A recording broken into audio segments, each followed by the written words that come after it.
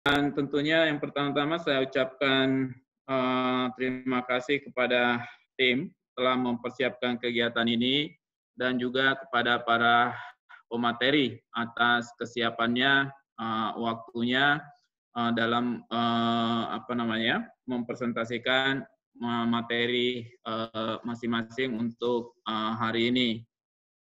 Dan tujuan dari kegiatan ini sebenarnya salah satunya juga untuk memberikan informasi lebih dalam lagi tentang COVID-19, di mana wabah ini telah ditetapkan oleh WHO sendiri sebagai pandemik, dan kemudian sampai saat ini kita di Indonesia sekarang masih belum mengalami penurunan kasus, sehingga tentu ini perlu penanganan yang berkelanjutan. Sehingga kita ambil inisiatif juga untuk melaksanakan kegiatan ini.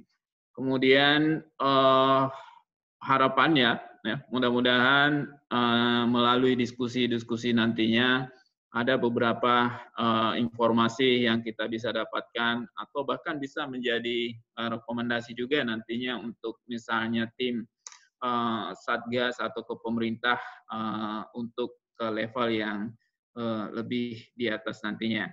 Mudah-mudahan apa yang kita lakukan hari ini insya Allah bermanfaat buat semua dan berjalan dengan lancar. Dan saya harap ini bukan hanya kegiatan yang pertama, masih akan ada beberapa kegiatan nanti lainnya, seri-seri yang lainnya. Dan tadi diizinkan untuk membuka acara ini, tentunya dengan ucapan Bismillahirrahmanirrahim. Acara kolikium ini dibuka. Dan sekali lagi terima kasih atas partisipasi aktif semua. Mudah-mudahan bermanfaat. Assalamualaikum warahmatullahi wabarakatuh. Waalaikumsalam. Waalaikumsalam. Terima kasih Pak Dekan. Baik, jadi kegiatan ini, di dalam kegiatan ini ada 3 pemantik diskusi, yaitu saya sendiri, mohon maaf merangkap moderator untuk mengefisienkan waktu. Kemudian yang kedua adalah Pak Firzan Nainu, PhD apoteker. Kemudian yang ketiga adalah Pak Muhammad Akbar Bahar, PhD apoteker. Jadi pemantik diskusi di sini tugasnya sebenarnya bukan narasumber, tapi hanyalah sebagai fasilitator dalam menyampaikan materi-materi berbasis pada literatur review. Jadi bidang keahlian kami sendiri sebenarnya belum masuk ke COVID-19, tapi insya Allah dengan mempelajari banyak hal tentang COVID-19, maka kita harapkan bahwa pengembangan ilmu ke arah sana untuk menyelesaikan masalah-masalah terkait COVID-19 itu bisa dilakukan bersama-sama. Baiklah, saya mulai saja ya. Jadi untuk materi struktur virus corona ini, saya langsung sampaikan share screen-nya. Kembali mengingatkan bahwa di akhir dari presentasi, setelah 3-tiganya presentasi atau memantikan diskusi, maka kami akan menjawab pertanyaan atau menyanggah pertanyaan dari beberapa teman yang telah menyampaikan melalui formulir Google Form sebelumnya. Jadi itu kami akan lakukan di akhir dari sesi ini.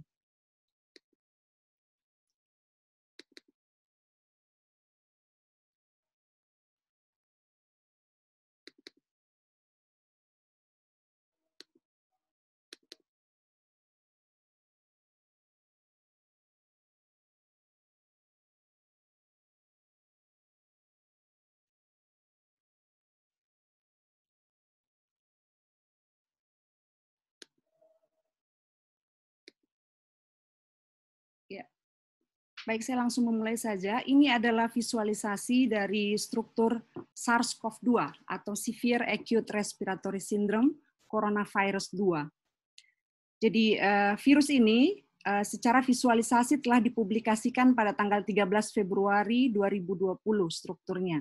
Jadi kalau kita lihat dari asal kata corona, corona itu berasal dari bahasa Inggris, yaitu crown, artinya mahkota. Jadi bentuk bulat dari virus ini, dia dikelilingi oleh spike-spike atau dalam bentuk paku-paku yang diterjemahkan sebagai mahkota atau crown. Diameter dari virus ini adalah sekitar 60 sampai 140 nanometer, sedangkan untuk diameter dari spike atau mahkotanya itu antara 9 sampai 12 nanometer. Adapun arsitektur dari SARS-CoV-2 ini, jadi dia terdiri atas spike, seperti yang saya sebutkan di awal, jadi spike itu bagian luar ya, jadi mahkotanya. Kemudian ada nukleokapsid, ada membran, ada envelope, ada ssRNA. Kalau kita lihat secara 3 dimensi, modelnya seperti ini. Lalu dari peta genom, jadi ini gambaran struktur material genetik dari SARS-CoV-2, ia terdiri atas 2 bagian. Ada bagian yang utama. Bagian utama adalah bagian yang berwarna biru ini, mengandung open reading frame 1A dan open reading frame 1B, di mana protease utama atau M-Pro itu menghasilkan protein non-struktural pada bagian ini. Kemudian pada bagian yang kedua, itu berfungsi untuk mengkode pembentukan spike protein. Jadi bagian ini membentuk protein yang kita sebut protein struktural.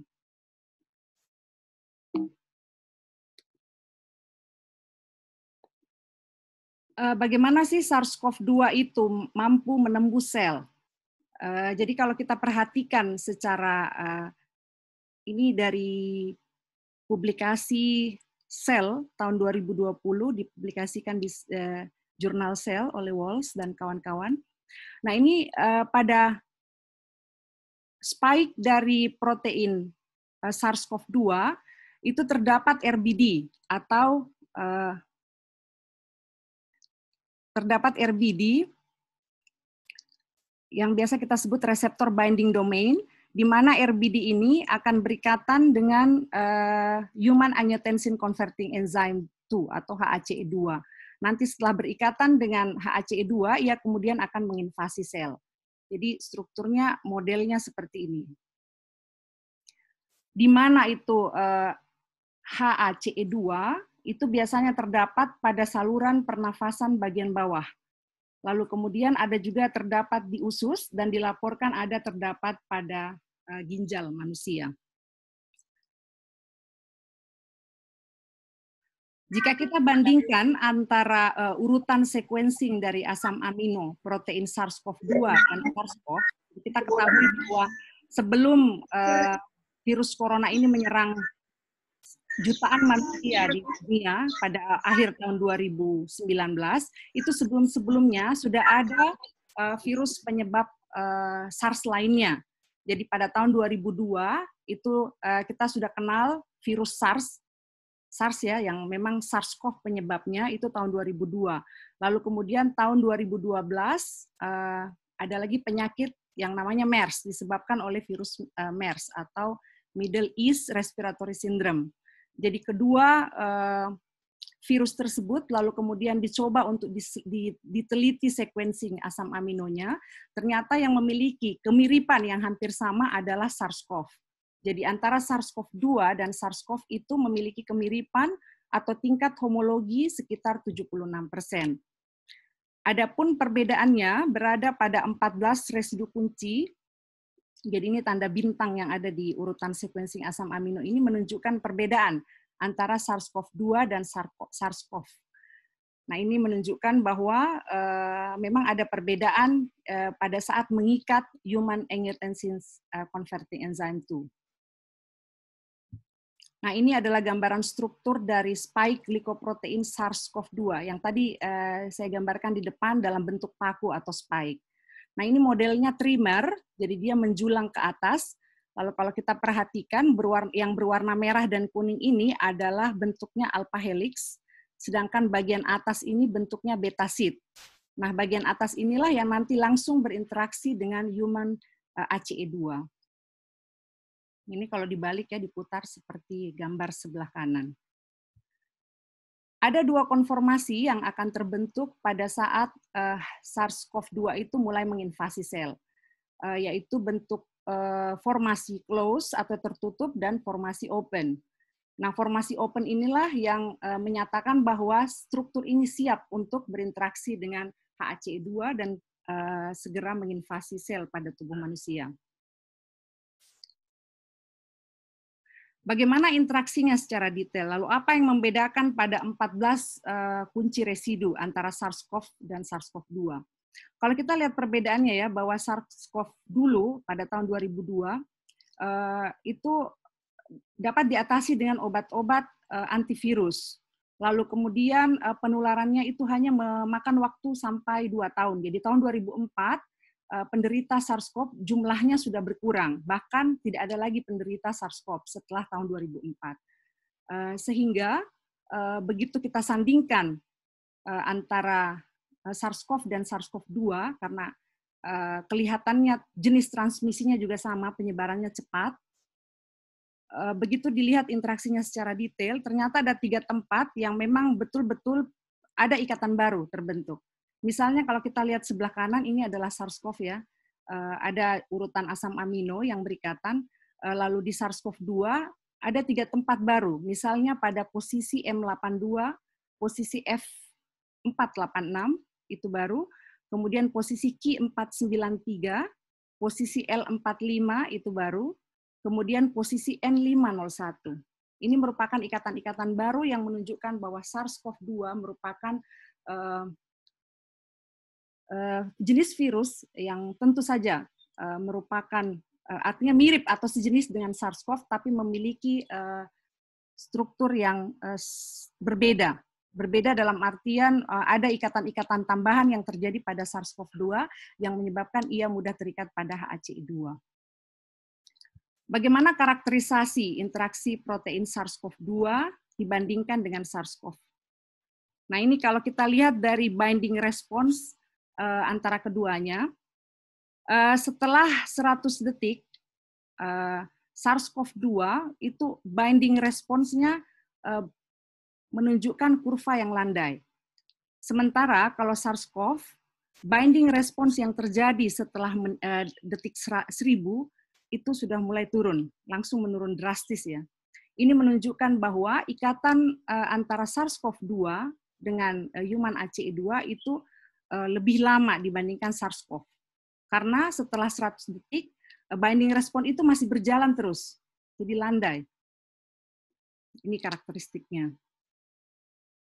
Sementara pada SARS-CoV setelah detik ke-1000, ikatannya itu jauh menurun, artinya sudah mulai melepaskan perlahan-lahan ikatan pada reseptor HACE2. Lalu kita lakukan analisis terhadap ikatan tersebut, analisa kinetika ya. Ternyata koefisien disosiasi antara SARS-CoV-2 dan SARS-CoV itu berbeda. Jadi SARS-CoV-2 memiliki koefisien disosiasi jauh lebih rendah dibandingkan SARS-CoV. Walaupun K-on-nya itu sama, yaitu sekitar 1,4 kali 10⁵, namun K-off, koefisien yang off pada saat berhentinya laju dari ikatan itu jauh lebih kecil antara SARS-CoV-2 dibandingkan SARS-CoV. Itu sekitar 1,6 dibandingkan dengan 7,1. Nah, ini menunjukkan bahwa ikatan SARS-CoV-2 itu jauh lebih stabil, lebih lama menempel, dan lebih kuat dibandingkan SARS-CoV. Jadi ikatan struktur dari SARS-CoV-2 ini karena kestabilannya dan keunikannya, maka ia akan lebih lama menempel pada human HACE2.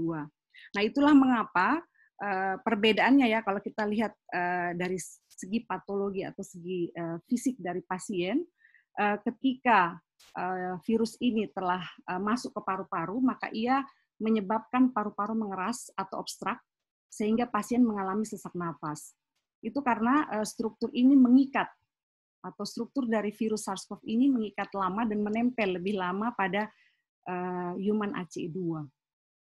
Menyebabkan pasien sesak nafas, dan akhirnya bisa fatal akibatnya, menyebabkan kematian.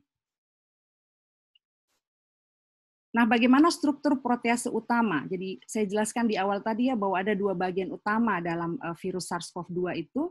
Bagian utama tadi adalah Mpro yang menghasilkan 16 non-struktural protein. Jadi pada saat mereplikasi tubuhnya. Jadi pada saat mereplikasi, virus ini akan otomatis, M-Pro-nya akan menghasilkan 16 protein non-struktural. Nah, ini menunjukkan juga bahwa dengan banyaknya protein non-struktural yang dihasilkan, ini tentu proses transmisi akan cepat terjadi. Karena berbeda dengan struktur-struktur lainnya, misalnya pada SARS-CoV itu tidak sampai 16 protein non-struktural yang dihasilkan. Demikian juga virus MERS dan seterusnya itu juga tidak menghasilkan sampai sebanyak ini. Itulah mengapa proses transmisi untuk penyebab COVID-19 ini benar-benar sangat cepat berlangsung antara manusia dengan manusia lainnya. Nah, ini gambaran struktural secara fisik ya, 3 dimensi. Jadi yang khas di dalam struktur SARS-CoV-2 itu adalah yang warna kuning, ia terikat pada sistein 45 dan histidin 41 yang berwarna biru. Ini yang menjadi khas. Kalau kita lihat dari model ikatannya, jadi mekanisme protease utama itu mengikat reseptor human ACE2 yaitu dengan menggunakan nukleofilik pada sistein. Pada sistein 145 tadi untuk menyerang ikatan amida di protein. Jadi ini akan berlangsung terus-menerus sampai akhirnya paru-paru pada pasien itu mengalami obstrak. Ini gambarannya kalau kita lihat dari segi model atau pemodelan ketika enzim yang ada di dalam reseptor human ACE itu merespon SARS-CoV-2. Jadi untuk saat ini, karena ini bidang farmasi ya, jadi kita memikirkan bagaimana pengobatan, bagaimana strategi menyembuhkan pasien COVID-19. Jadi ada 2 strategi yang umumnya dilakukan oleh para ilmuwan. Yang pertama adalah mencegah ikatan antara respon binding domain dan reseptor ACE2. Jadi sebelum ia masuk menemui reseptor, maka SARS-CoV-2 itu harus kita cegah dulu. Itu strategi pertama. Kemudian strategi kedua adalah menginhibit atau menghambat protease atau M-Pro tadi. Jadi sebelum M-Pro menghasilkan 16 protein non-struktural, nah itu kita harus cegah juga di situ. Kita lakukan inhibisi atau penghambatan. Ini 2 strategi utama yang kita lakukan. Strategi lain yaitu menyiapkan vaksin. Nah ini mungkin nanti sebentar akan dilanjutkan oleh Pak Firzan dan Pak Muhammad Akbar Bahar. Mungkin saya stop share dulu. Baik, untuk pemantik diskusi berikutnya, saya persilahkan Pak Firzan Naino barangkali. Jadi sebelumnya saya perkenalkan dulu, beliau ini S1 Farmasi, S2 dari James Cook, S3 dari Kanazawa University, dan melanjutkan postdoc sampai 2 kali. Jadi beliau sempat jadi visiting professor ya, Pak Firzan ya. Beliau visiting professor, status visiting professor di Kanazawa University dan juga pernah postdoc di Queensland kalau nggak salah ya Pak Firzan. Maaf ini tidak sempat tanya-tanya CV. Iya. Tapi otomatis saya kan dengan Pak Firzan sudah soulmate ya, jadi saya udah tahu betul tentang riwayat beliau. Terima kasih Bu. Luar biasa ini. Baik, silakan Pak Firzan. Silakan Pak Firzan dilanjutkan. Tabe, saya ini. Iya, terima kasih Bu. Untung tadi kata-kata tidak dengar Bu, minta sama istriku, bahaya nanti kalau dengar. Tapi ada iparku di sini. Baik, terima kasih atas pengantarnya yang sangat bagus Bu. Saya lanjutkan dengan sedikit informasi tentang interaksi, bagaimana SARS-CoV-2 berinteraksi dengan sel inang. Jadi mungkin sudah beberapa hal sudah disampaikan buat Ibu Yusnita, jadi saya cuma sebutkan ala kadarnya nanti. Cuma mengingatkan bahwa kita sudah lumayan banyak lihat kasus, dan sekarang terakhir kemarin saya cek itu sudah hampir 5 juta kasus di global, dan death toll-nya sudah sekitar 6% kalau nggak salah ini. Terus di Indonesia 20.000 per kemarin, meningkat sekitar hampir 1.000 kasus dalam 1 hari, dan di Makassar sendiri 1.100 kasus positif. Jadi ini menunjukkan bahwa, dan trennya selalu seperti Ibu Yusnita bilang tadi, meningkat, dan kita tidak punya data saintifik yang mengatakan bahwa sudah saatnya untuk kembali bergaul tanpa kembali bergaul seperti sedia kala tanpa menggunakan cara-cara kesehatan dan aturan-aturan yang seperti pakai masker, terus menjaga jarak, itu memang tetap harus dilakukan. Sedikit memberikan tambahan juga dari Ibu Isnita. Jadi Ibu Isnita sudah menggambarkan sudah sangat banyak tentang strukturnya. Saya cuma memberitahukan bahwa genomnya adalah positive sense single stranded RNA kalau untuk SARS-CoV-2 ini. Untuk coronavirus memang single stranded RNA ini kalau dia positive sense itu sangat penting karena genomnya itu langsung akan ditranslasi, bisa langsung ditranslasi menggunakan ribosom. Beda dengan negative sense yang harus diubah dulu menjadi positive sense. Jadi kalau kita misalnya menghadapi virus-virus dengan positive sense, yang kebetulan saya juga waktu S3 kerja dengan virus positive sense, akan sulit untuk melawan virus ini kalau dia sudah terlanjur masuk dalam sel sebenarnya. Tapi sebelum dia masuk dalam sel, kalau kita bisa hambat, maka akan sangat bagus. Sayangnya sampai saat ini belum ada vaksin maupun antivirus yang di-approve. Mohon masukannya jika saya keliru, tapi sepertinya sampai saat ini belum ada yang di-approve. Tentunya sudah banyak kemajuan yang dihasilkan, dan mudah-mudahan dalam waktu dekat kita sudah bisa lihat beberapa hal positif yang mungkin nanti akan dibahas sedikit oleh Pak Akbar di telah kritis. Ada 7 jenis coronavirus pada manusia dan 3 yang patogenik yang sangat berbahaya, mulai dari seperti yang Ibu Yusnita sebutkan tadi, SARS, dan sekarang kita menghadapi SARS-CoV-2. Dan sayangnya kita sangat sulit untuk melawan virus ini karena kita belum tahu banyak tentang virus ini. Jadi pertama kali dilaporkan Desember kasusnya, Desember 2019, waktu itu saya masih di Jepang. Kita waktu lihat paper pertamanya kalau tidak salah itu di Nature, itu dia virusnya dilaporkan. Waktu itu orang-orang yang ada di Jepang berpikir bahwa oke, ini virus baru, tapi tidak pernah terpikir akan jadi pandemi. Nah, ketika mulai melebar ke berbagai negara, baru orang sadar bahwa ini ternyata berbahaya. Sebentar saya akan menginformasikan sedikit kenapa sampai sebarannya itu sangat cepat dan kita seakan-akan tidak bisa menghalangi dengan penanganan yang seperti biasa dilakukan untuk pandemi-pandemi yang lain. Virus ini ketika masuk ke dalam tubuh manusia akan berinteraksi dengan sel menggunakan reseptor human ACE2 seperti yang tadi Ibu Yusnita sampaikan. Nah, yang dilakukan seperti tadi yang digambarkan yang saya sampaikan adalah genomnya yang positive single stranded RNA itu akan ditranslasi untuk membentuk RDRP, yaitu RNA dependent RNA polymerase. RDRP ini penting untuk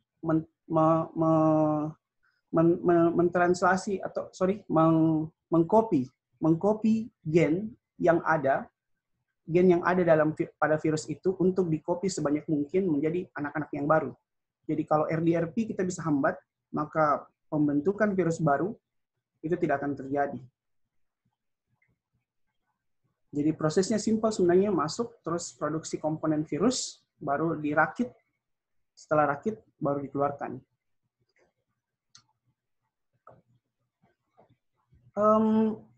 Dalam beberapa bulan ini, kurang lebih sekitar 5 bulan semenjak virus ini dilaporkan, sudah lumayan banyak hasil penelitian dan paper-paper yang terbit di jurnal maupun di preprint, dan jumlahnya itu sudah luar biasa. Mungkin sudah melebihi 20.000 paper dalam waktu 5 bulan ini. Dan yang kita ketahui sampai saat ini, walaupun sudah banyak paper, tapi masih cukup banyak juga yang belum kita ketahui. Apa yang akan saya tampilkan adalah apa yang kita ketahui saat ini. Jadi ketika virus SARS-CoV-2 masuk ke dalam sel, maka SARS-CoV-2 ini akan masuk berinteraksi dengan human ACE2 dan dibantu oleh sebuah protease yang namanya TMP-RSS2. Dengan bantuan protease ini, virus dapat masuk ke dalam sel menggunakan fasilitas endosom. Jadi namanya prosesnya endositosis, masuk ke dalam sel melalui bantuan endosom, dan di situ nanti dia virusnya akan melepaskan materi genetik yang kemudian dia akan memproduksi virion-virion baru atau anakan baru. Nah, kalau sel terinfeksi, dari sudut pandang imunologi, kalau sel terinfeksi, maka hal pertama yang dilakukan oleh sel adalah men-scan apa yang masuk ini. Apakah ini yang masuk adalah sesuatu yang berbahaya? Karena kita sudah tahu bahwa sistem tubuh kita akan selalu menolak hal yang baru, yang dianggap berbahaya. Dalam tubuh, kita punya sistem imun. Ada dua, sistem imun alamiah dan sistem imun adaptif. Sistem imun alamiah kita yang di dalam sel ini akan membaca RNA virus ini sebagai sesuatu yang asing dan kemudian melawan. Ada beberapa sensor RNA yang terdapat dalam sel. Contohnya adalah toll-like receptor. Jadi ada namanya toll-like receptor. Toll-like receptor ini membaca apakah yang masuk, RNA yang masuk ini sesuatu yang asing. Jika toll-like receptor berhasil membaca, maka sel akan memproduksi, di ujung-ujungnya itu akan memproduksi yang namanya interferon. Interferon bisa digunakan untuk melawan infeksi virus atau mengaktifkan gen-gen lain yang berfungsi untuk pertahanan. Namun, kadangkala sel-sel kita tidak mampu melawan dan akhirnya kalah dalam pertarungan, dan itulah yang kemudian kita sebut infeksi. Oke, sel yang kalah ini sudah dibuktikan terjadi pada COVID-19 patient. Jadi pasien COVID-19 mengalami namanya pyroptosis. Pyroptosis ini berbeda dengan apoptosis. Jadi kalau pyroptosis itu sel mati dan kemudian menginduksi inflamasi.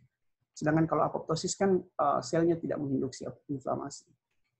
Nah, sel yang terinfeksi ini kemudian akan dibaca oleh alveolar macrophage, karena selnya mati dan kemudian mengirimkan sinyal. Alveolar macrophage kemudian berusaha untuk memakan sel ini, tapi kalau misalnya selnya berhasil lolos, maka semakin berbahaya.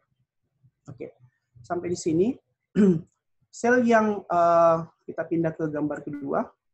Jadi sel yang kemudian terinfeksi itu akan memproduksi virus baru.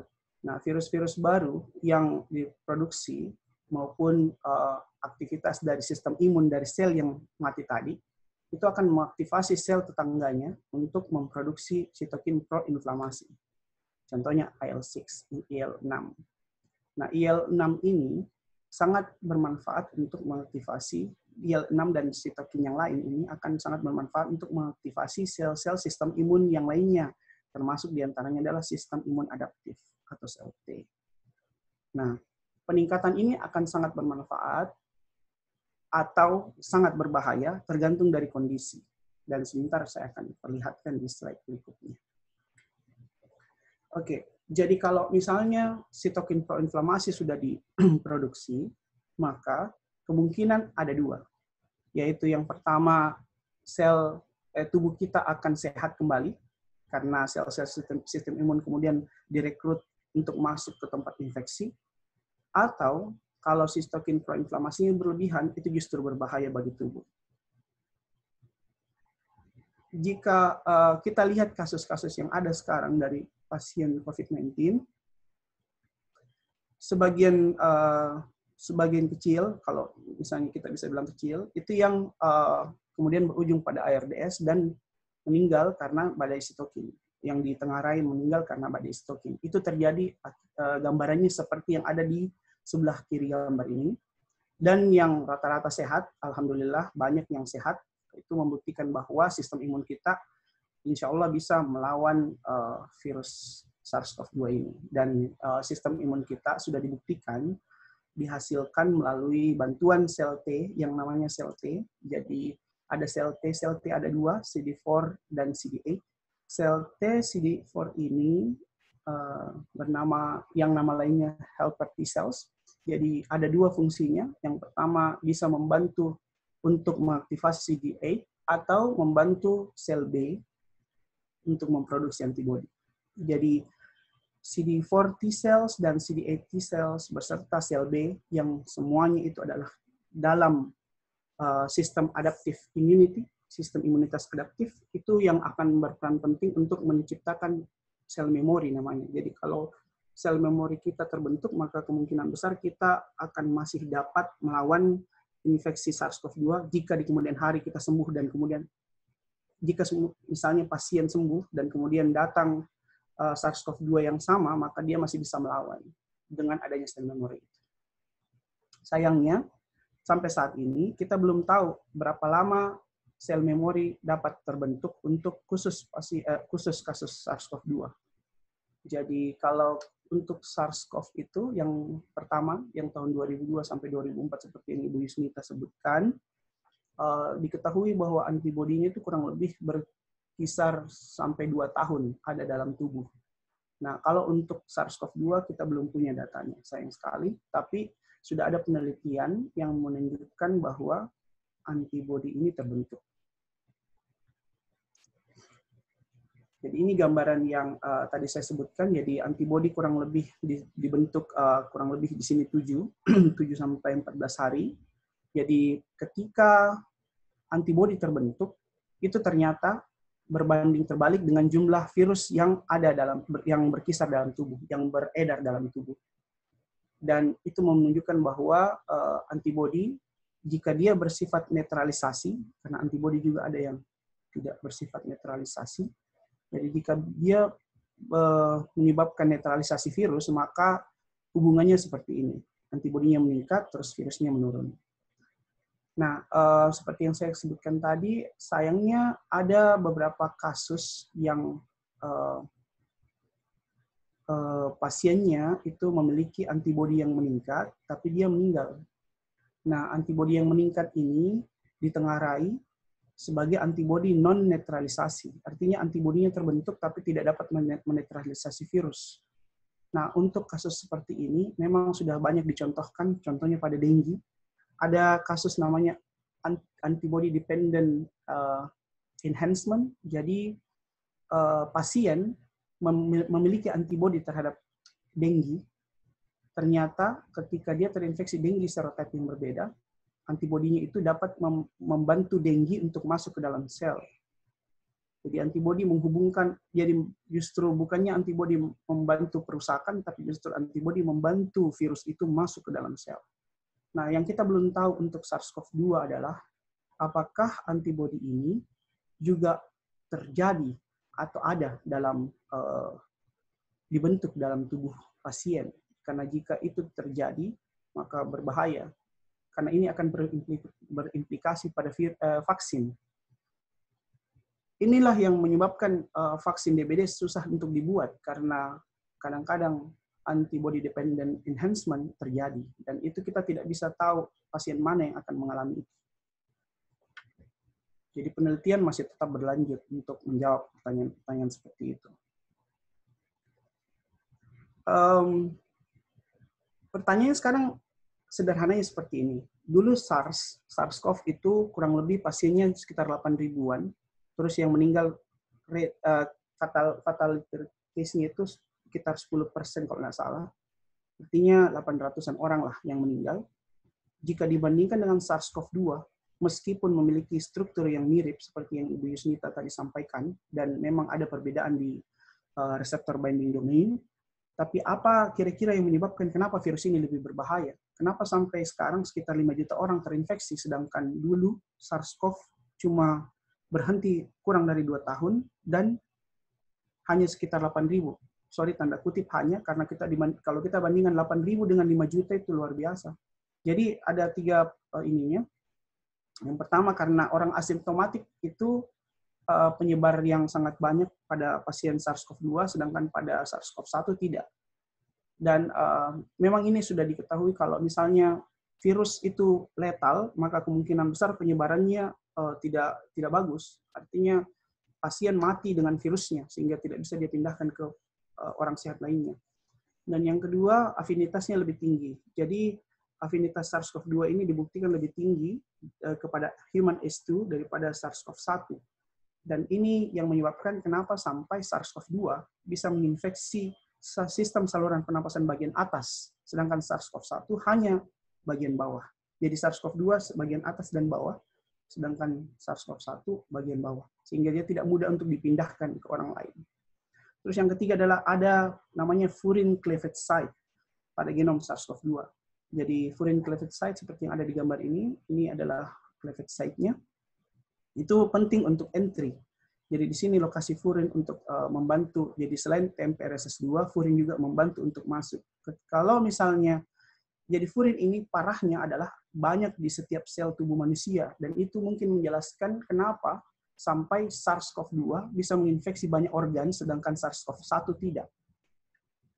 Oke. Terus apa implikasinya terhadap pengobatan? Karena kita orang farmasi, saya cuma mau menyampaikan bahwa saat ini kita punya beberapa opsi yang sudah diuji klinis, sedang diuji klinis. Yang pertama adalah menggunakan obat namanya Arbidol untuk menghambat entry, terus lopinavir, ritonavir yang protease inhibitor untuk HIV dipakai untuk menghambat protease dari SARS-CoV-2, favipiravir yang katanya dibeli oleh pemerintah kita, yang merek Avigan itu, terus remdesivir ini menghambat RDRP, RNA dependent RNA polymerase untuk menghambat replikasi genom. Terus ada juga chloroquine, hidroksikloroquine. Ini adalah obat anti malaria yang mungkin akan dijelaskan Pak Akbar nanti untuk telah kritis uji klinis. Pada obat ini ada dua mekanisme yang ditengarai dalam paper itu. Yang pertama dia mencegah supaya virus tidak keluar dari selubung endosom. Jadi untuk keluar dari selubung endosom, virus membutuhkan asidifikasi. Dan untuk mencegah ini, ternyata obatnya itu mencegah asidifikasi dari endosom. Dan yang kedua, mencegah supaya ACE2 tidak diproduksi dengan banyak. Terus yang bagian gambar yang C ini, itu adalah penggunaan anti-inflamasi untuk mencegah peningkatan sitokin. Dan inilah obat-obat yang dianjurkan untuk orang-orang yang menderita penyakit severe COVID-19, di mana cytokine storm pada sitokin terjadi. Dan yang terakhir yang D ini adalah untuk convalescent plasma, nanti akan mungkin di bagian diskusi akan lebih jelas didiskusikan. Terus ada antibody untuk melawan virus ini dibuat secara monoklonal maupun poliklonal. Ada juga contoh terapi yaitu soluble ACE2. Jadi ACE2 tadi adalah reseptor, jadi dibuatkan bentuk soluble-nya untuk mengikat SARS-CoV-2 supaya tidak mengikat tidak mengikat reseptor ACE2 yang ada di membran. Karena kalau dia mengikat ini bisa masuk ke dalam sel. Jadi kalau terikat di sini dia diharapkan kompetitif untuk tidak membawa virus masuk ke dalam sel. Ini adalah slide terakhir untuk menggambarkan bahwa selain mekanisme pengobatan yang kita sudah dengar tadi, antiviral, terus anti-inflamasi, menghambat ini, kita juga punya dua contoh obat yang bisa digunakan, dan ini sudah tersedia secara klinik, sudah digunakan. Yang pertama ENY-101 dan yang kedua esulizumab dan rafuzumab, ini untuk anti-komplement. Jadi kalau dilihat di mekanisme ini, komplement membantu terbentuknya ARDS, dan ARDS, acute respiratory distress syndrome, itu bisa dihambat dengan mencegah aktivasi dari komplement. Terima kasih, mudah-mudahan nanti bermanfaat. Terima kasih, Bu Nita. Ya, makasih Pak Firzan. Baik. Kita lanjutkan lagi ya dengan pemantik diskusi berikutnya, yaitu Pak Muhammad Akbar Bahar. Beliau ini panggilan akrabnya adalah Pak Ocang. Beliau lulusan S1 Farmasi Unhas, kemudian S2 Toyama University, S3 Groningen University. Jadi beliau baru saja pulang dari Belanda, dari Belanda ya, beliau baru pulang dari Belanda, dan alhamdulillah insya Allah hari ini akan sharing kepada kita materi juga terkait dengan uji-uji klinis. Ya, silakan Pak Akbar. Terima kasih Bu, saya coba share screen dulu. Kelihatan sih ya, berhasil ya share screen. Oke Pak, tampil Pak. Oke, bismillahirrahmanirrahim. Assalamualaikum warahmatullahi wabarakatuh. Terima kasih atas kesempatan yang diberikan. Sebenarnya saya ini pelengkap dari dua senior saya, dua guru saya di atas. Ya kalau ada yang mau ke toilet, ya, sementara materi saya bisa ya. Jadi, ini hanya pelengkap. Jadi waktu itu kita dari tim COVID Fakultas ada ide untuk bagaimana kalau kita sharing tentang COVID-19 sesuai dengan tujuan kita untuk edukasi. Kemudian muncullah ide saya untuk membawakan atau sharing tentang materi ini. Karena ini sebenarnya berangkat dari keresahan saya pribadi. Jadi kita tahu bahwa di luar sana banyak sekali orang yang menemukan obat dan sebagainya, sehingga kadang-kadang itu membangun hope masyarakat, ya, harapan ekspektasi masyarakat bahwa oh ini ada obatnya, oh ini ada terapinya sehingga kita bisa aman dan sebagainya. Walaupun ternyata ujung-ujungnya itu hanyalah hype atau terlalu dibesar-besarkan gitu. Jadi kan kita tidak suka kita di PHP kan, tidak suka dikasih harapan palsu. Makanya muncullah materi ini sehingga kita bisa lebih aware atau lebih kritis tentang studi-studi atau klaim-klaim yang ada di masyarakat. Jadi saya mulai dari sini dulu ya. Jadi di Indonesia kita banyak sekali fenomena seperti ini ya. Jadi ada akademisi yang menemukan obat COVID-19, katanya diujikan di 2 pasien corona di rumah sakit sembuh. Kemudian ada kalung antivirus yang di-endorse oleh para artis. Kemudian politisi juga ikut-ikutan promosi obat herbal COVID. Kemudian dukun tentunya pasti tidak mau kalah, ya, bikin juga obat. Ya. Kemudian ada ormas juga, ya, organisasi keagamaan juga temukan juga obat, bisa sembuhkan 3 pasien. Kemudian asisten apoteker juga ikut-ikutan, dapat juga temukan juga obat. Ya. Dan yang terakhir masyarakat umum juga tidak mau kalah ya. Jadi dia juga menemukan obat yang bisa katanya menyembuhkan pasien COVID. Jadi mungkin dari fenomena ini ada yang kita bisa tangkap bahwa masyarakat Indonesia itu betul-betul masyarakat yang gotong royong ya, berusaha semua untuk menemukan atau memberikan sumbangsi terhadap masalah yang dihadapi saat ini. Dan ada satu kesamaan dari klaim-klaim yang ada yang diberikan oleh pasien-pasien ini, yang diberikan oleh para orang yang mengklaim bahwa menemukan obat COVID, yaitu semua efektivitas dari pengobatannya itu dibuktikan dengan dalam tanda petik dengan adanya testimoni dari orang yang pakai bahwa ini sudah dipakai oleh 3 orang, 4 orang, 5 orang, 10 orang, 20 orang dan mereka ternyata sembuh. Yang menjadi masalah adalah dalam sains, dalam ilmu yang kita geluti, kita tidak mengenal testimoni sebagai bentuk pembuktian efektivitas pengobatan. Kenapa? Karena di testimoni itu ada banyak sekali ketidakpastiannya. Sebagai contoh ya, dalam klaim-klaim seperti ini, umpamanya ada yang mengklaim bahwa herbal ini sudah menyembuhkan 3 orang. Setidaknya ada 3 pertanyaan yang kita bisa tanyakan di situ. Yang pertama adalah, bagaimana kita yakin bahwa herbal itu yang menyembuhkan orang tersebut, bukan orang tersebut yang sembuh sendiri. Karena kita ketahui bahwa COVID-19 ini adalah self-limiting disease. Jadi orang bisa sembuh karena imunitasnya. Bagaimana kita bisa yakin bahwa herbalnya yang menyembuhkan, bukan dia sembuh sendiri? Yang kedua, bagaimana kita bisa tahu bahwa obat yang diklaim menyembuhkan tersebut, ya, yang menyembuhkan, ya, bukan efek placebo. Kita di farmasi sangat kenal dengan apa yang disebut dengan efek placebo. Ya, jangan sampai gara-gara pasiennya dikasih sugesti bahwa ini obat yang baik, ini obat yang hebat, maka pasiennya sembuh sendiri karena efek placebo, bukan karena efek herbal tersebut.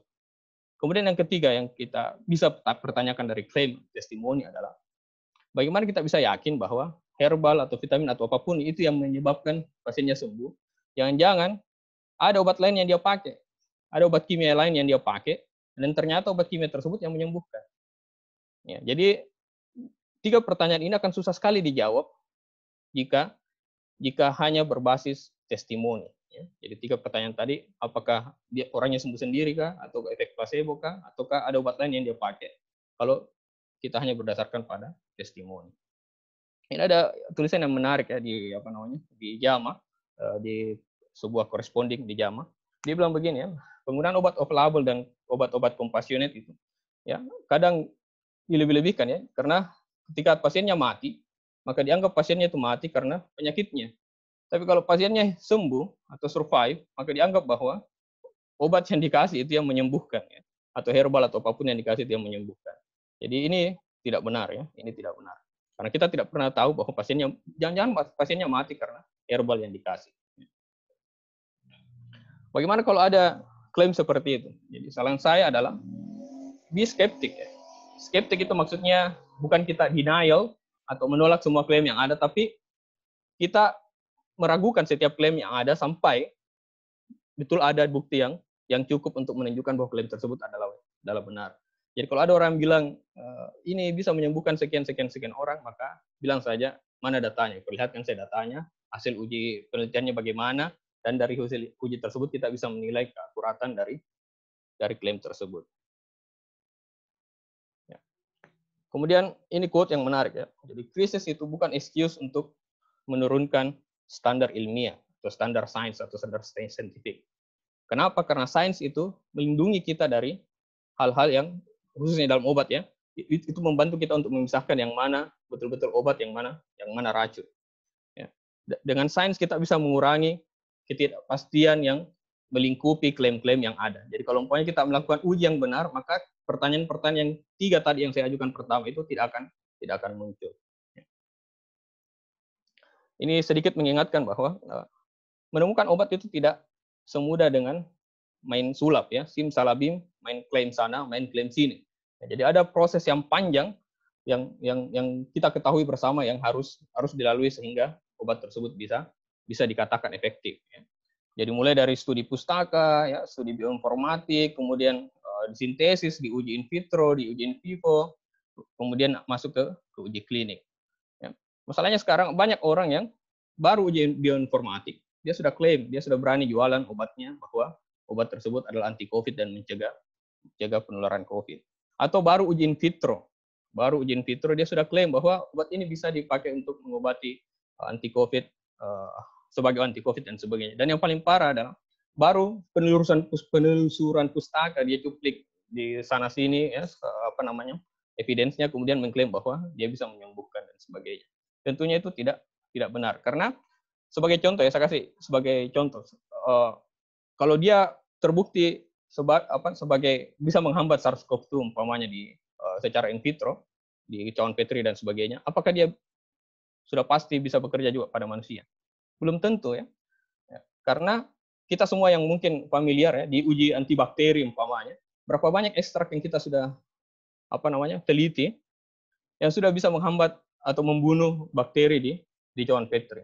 Tapi berapa banyak yang dari ekstrak-ekstrak tersebut yang ternyata bisa bekerja secara efektif di klinis? Ya, pasti tidak banyak, hanya sekian 0,0 sekian persen. Jadi makanya sangat keliru ya, apalagi sebuah lembaga negara mengklaim bahwa dia bisa menyembuhkan, membunuh virus sekian persen hanya dari uji in vitro. Ya. Tapi ini masa pandemi ya, Ada strategi yang digunakan di masa pandemi yang bisa mempersingkat waktu penemuan kandidat obat untuk COVID. Ya. Strategi itu yang disebut dengan drug repurposing. Ya. Jadi drug repurposing ini maksudnya adalah penyelidikan obat yang ada untuk tujuan terapik yang baru. Jadi ada obat yang lama digunakan, tapi kita mau membuktikan bahwa dia betul bisa digunakan untuk indikasi yang baru. Jadi biasa obat-obat yang off-label itu mau dijadikan indikasinya jadi on-label. Ya, itu disebut dengan drug repurposing. Dan ini adalah salah satu strategi yang paling masif digunakan dalam menghadapi pandemi COVID-19 ini. Karena dia obat yang sudah lama dipakai, maka dia bisa skip beberapa tahapan dalam penemuan obat. Karena kalau dia sudah obat yang sudah lama dipakai, dia sudah terbangun safety profile-nya. Kita sudah tahu bahwa obat ini aman dengan dosis sekian, ini efek sampingnya dan sebagainya. Sehingga dia bisa langsung lompat ke fase 2. Jadi langsung ke proof of concept bahwa betul tidak obatnya ini bisa menghambat SARS-CoV-2 atau bisa menyembuhkan orang dengan pasien COVID. Ya. Kita bisa lihat di sini di drug repurposing itu bisa menyingkat ya, waktu penemuan obat yang tadinya 12-15 tahun sampai 4-5 tahun. Kemudian strategi yang lainnya ya, dalam proses penemuan obat untuk digunakan sesegera mungkin ya di masa pandemi, yaitu ada yang disebut dengan emergency use authorization. Jadi ketika obatnya sudah terbukti efektif di fase 2, tidak perlu menunggu selesai di fase 3, peneliti tersebut bisa mengajukan untuk yang namanya mendapatkan emergency use authorization. Apa itu emergency use authorization? Nah, ini saya ambil slide-nya dari Ibu pegawai di POM ya. Jadi emergency use authorization itu adalah merupakan persetujuan penggunaan obat yang sebenarnya belum mendapatkan izin edar atau belum disetujui untuk indikasi penggunaan obat tersebut. Tapi karena keadaan darurat, maka dia diizinkan untuk dipakai. Dan persetujuan ini dapat ditinjau kembali kalau ada data yang baru. Jadi ada hasil uji klinik yang baru yang masuk, maka persetujuan ini bisa ditinjau kembali. Kemudian perlu diingat bahwa dia bukan merupakan izin edar dan akan dicabut ketika masa pandemi berakhir. Kemudian syarat yang lainnya adalah dia harus tetap diuji klinik, ya. Tetap harus ada uji klinik untuk membuktikan klaim tersebut. Ada beberapa obat yang sudah mendapatkan authorization, emergency use authorization ya. Contohnya adalah chloroquine ya, hydroxychloroquine dan favipiravir. Ya. Ini yang di Indonesia, yang di US salah satunya yang terbaru adalah remdesivir. Ya, itu strateginya. Kemudian apakah semua obat ya, atau kandidat obat yang kita mau drug repurposing itu bisa langsung kita ajukan untuk uji klinik fase 2?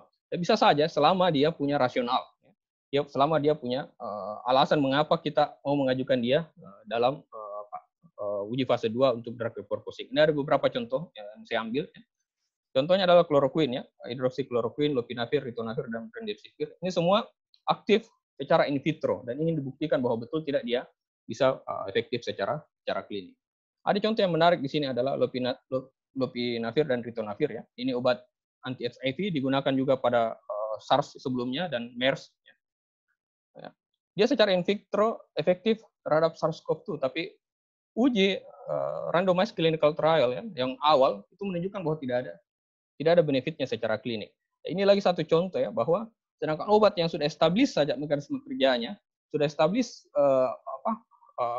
klaimnya bahwa dia sebagai antivirus yang sudah banyak digunakan secara luas, itu belum tentu juga efektif terhadap COVID-19 ya, di klinik. Apatah lagi itu adalah obat-obat yang baru.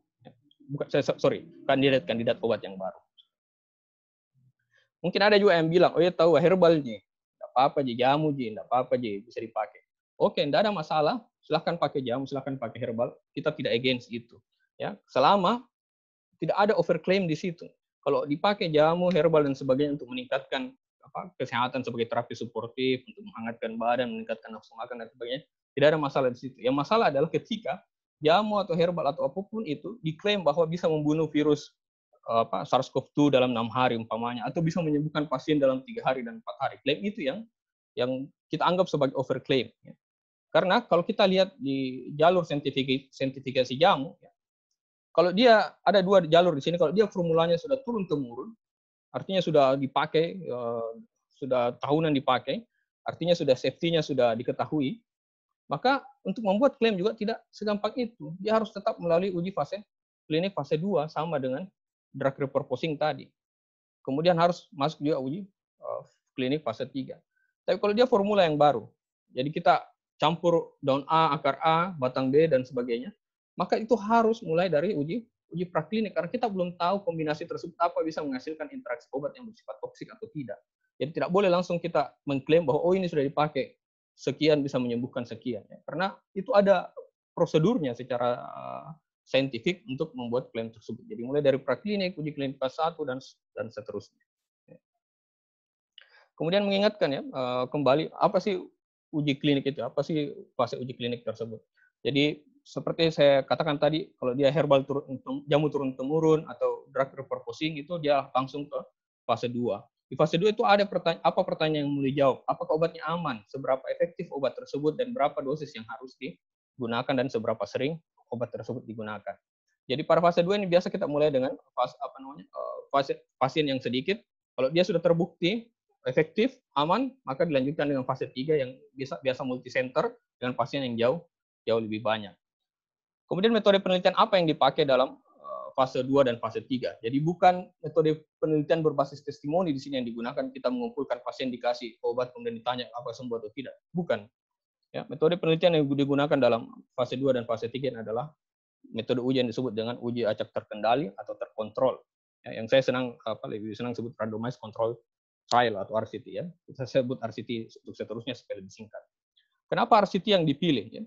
Karena sampai sekarang ya, metode uji yang satu-satunya yang bisa dipercaya ya, bisa membangun kausalitas, ya, yang validitasnya terbaik untuk membangun kausalitas itu adalah RCT.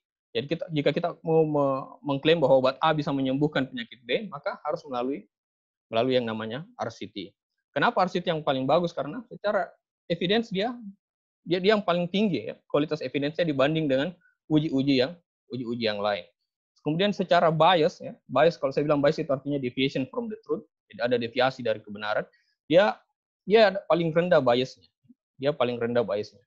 Di sini ada mechanistic study, di sini in vitro dan in vivo study, di sini ada expert opinion, ini testimoni. Jadi ini sangat rendah kualitas evidence-nya dan sangat rentan dengan bias. Kemudian di atasnya ada systematic review dan meta-analysis dari RCT. Jadi maksudnya ringkasan dari beberapa RCT. Ya, tentu saja banyak RCT lebih kuat dibanding satu RCT. Tapi yang saya mau bilang di sini adalah RCT yang metode uji yang paling terbaik dalam menunjukkan efektivitas pengobatan. Kenapa? Ya. Karena dia punya beberapa strength ya atau kekuatan yang tidak dimiliki oleh uji-uji yang lain. Ya. Sebagai contoh di sini ya, ini saya cerita sedikit secara singkat bagaimana RCT itu dilakukan. Ya. Jadi umpamanya kita mau menguji, anggaplah herbal A, apakah dia bisa menyembuhkan COVID-19 atau tidak. Maka kita kumpulkanlah orang-orang dengan yang positif PCR untuk menegakkan diagnosisnya bahwa dia COVID-19. Kemudian orang-orang tersebut nanti akan dibagi menjadi dua kelompok, yaitu kelompok yang akan mendapatkan herbal A dan kelompok yang mendapatkan standar terapi atau dia mendapatkan placebo. Ya. Dalam mengelompokkan pasien tersebut itu harus dilakukan randomisasi. Ya. Jadi kita mau secara random memilih siapa yang akan di kelompok treatment, siapa yang akan di kelompok kontrol. Ya. Metode randomisasi yang paling sederhana itu seperti lempar koin. Jadi kepala atau ekor. Jadi kalau yang naik ada kepala, maka pasien selanjutnya itu harus di kelompok kontrol. Kalau dia umpamanya ekor, maka dia akan di kelompok treatment. Seperti itu. Jadi tidak boleh kita yang memilih sendiri siapa yang di kelompok treatment, siapa yang di kelompok kontrol. Kenapa? Jangan sampai peneliti itu menempatkan pasien yang prognosisnya baik di kelompok treatment, sedangkan yang prognosisnya jelek di kelompok kontrol, sehingga tentu akan menghasilkan bias dalam hasil yang diperoleh. Jadi itu kekuatan yang pertama. Jadi ada randomisasi. Jadi kita tidak seenaknya saja menempatkan siapa di sini dan siapa di situ.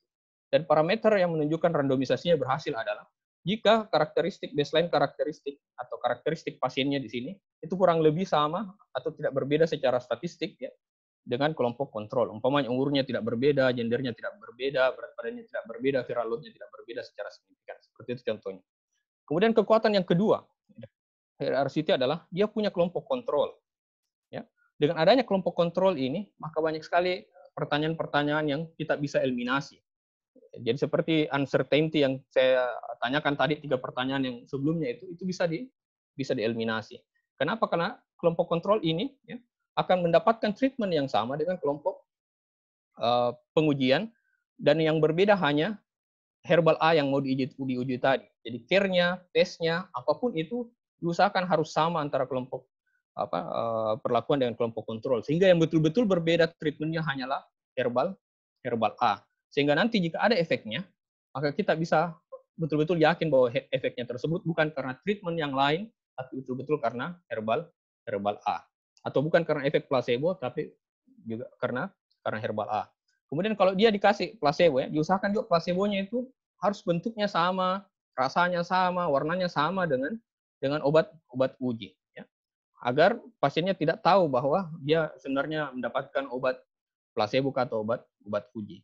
Kemudian kekuatan yang ketiga dari RCT itu adalah ada proses blinding. Jadi blinding ini maksudnya adalah ada beberapa ya, ada double blind, ada triple blind, ada single blind. Jadi kalau dia kita ambil contoh double blind yang paling sering. Double blind ini maksudnya adalah pasiennya dia tidak tahu bahwa dia adalah kelompok uji dan dia adalah kelompok kontrol. Jadi pasiennya tidak boleh tahu dia sebenarnya ini mendapatkan obat uji atau mendapatkan obat kontrol. Kenapa? Kalau pasiennya tahu maka bisa menimbulkan bias. Umpamanya dia mendapatkan obat placebo, dia tidak merasa bahagia, maka dia kan sering komplain, dia sakit ini, sakit itu, sakit ini, sakit itu, untuk mendapatkan obat uji. Ataupun kalau orang yang mendapatkan obat uji, maka dia akan merasa jauh lebih baik umpamanya karena efek placebo, sehingga bisa mempengaruhi outcome-nya. Jadi pasiennya harus diusahakan dia tidak tahu dia belum mendapatkan obat uji atau obat kontrol.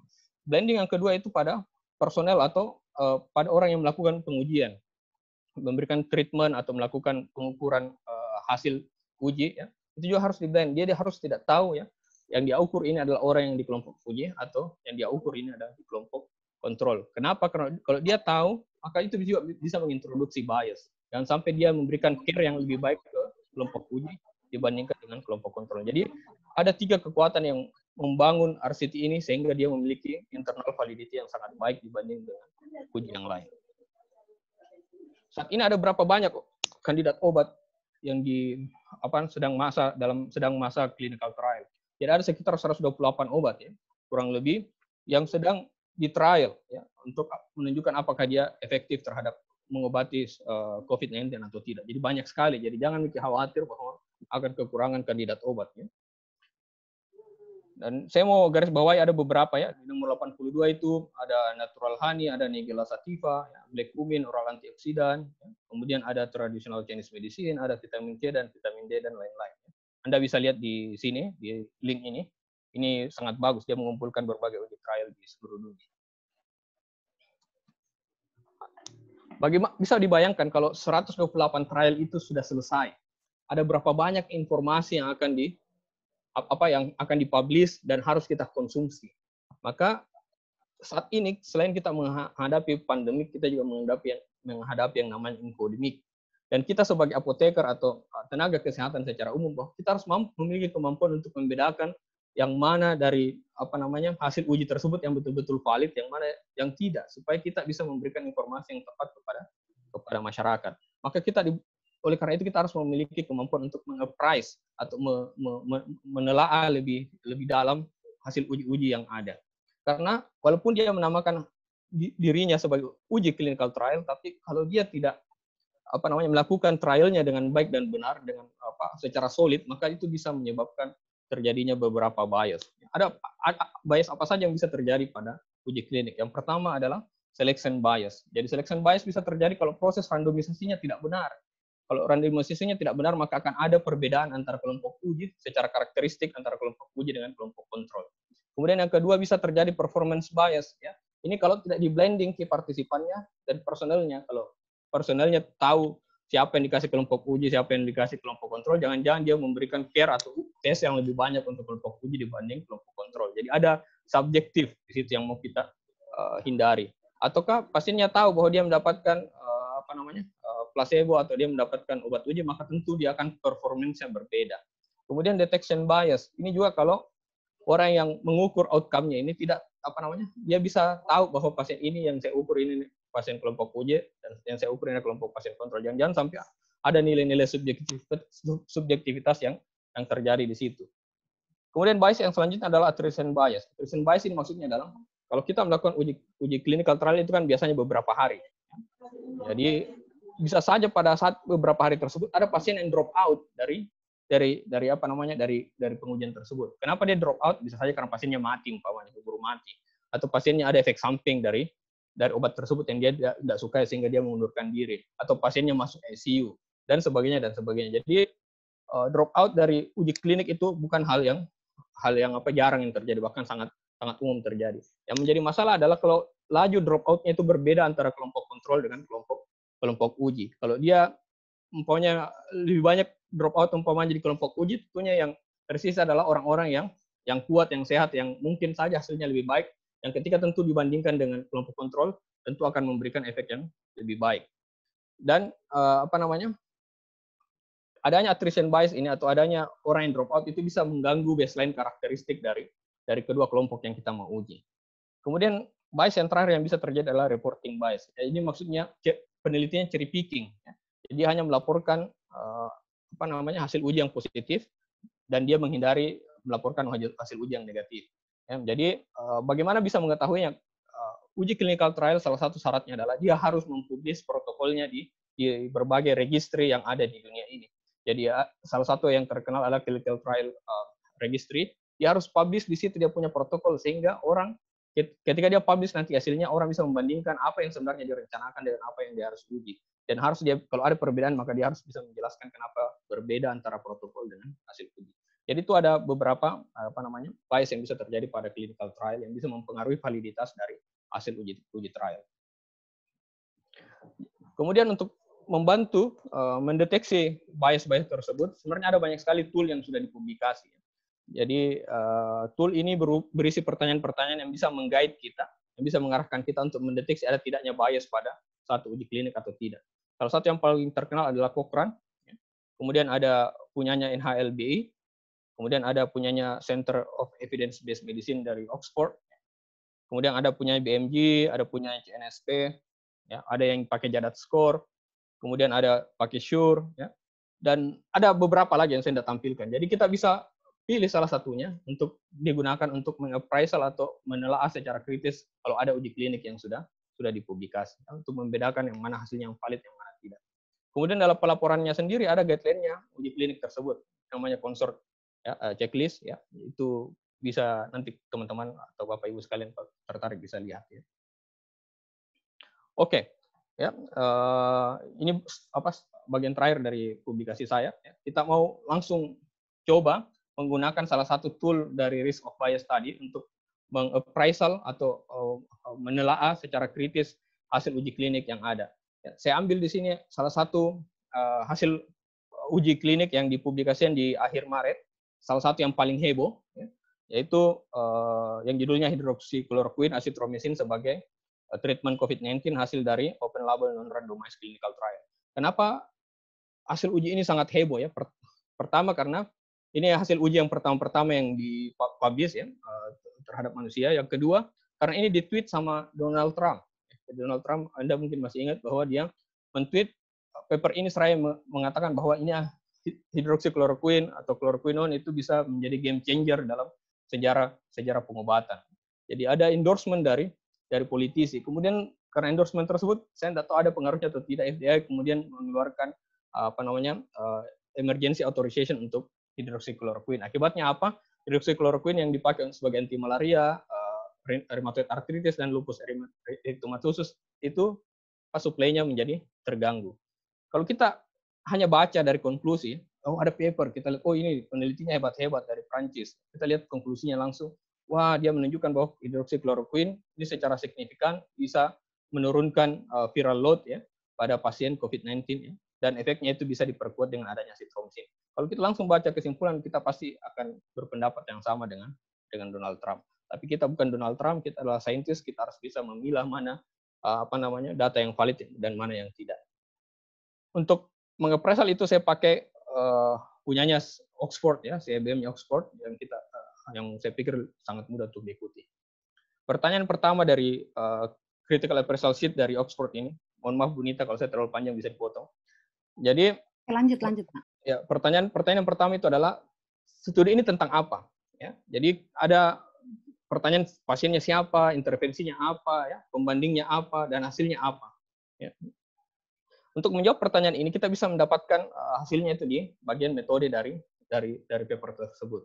Di bagian metode, di bagian pasien kita bisa tahu bahwa pasien adalah umur di atas 12 tahun, kemudian dia secara PCR dianggap bahwa dia adalah SARS-CoV-2 tanpa membedakan clinical statusnya. Di sini saya garis bawahi karena ini sudah menjadi satu warning, ya, karena kita tahu bahwa secara clinical status, secara umum itu pasien COVID bisa dibedakan menjadi 3, ada yang mild, ada yang moderate, dan ada yang severe. Di sini dia campur pasiennya mau dia severe, mild, ataupun moderate.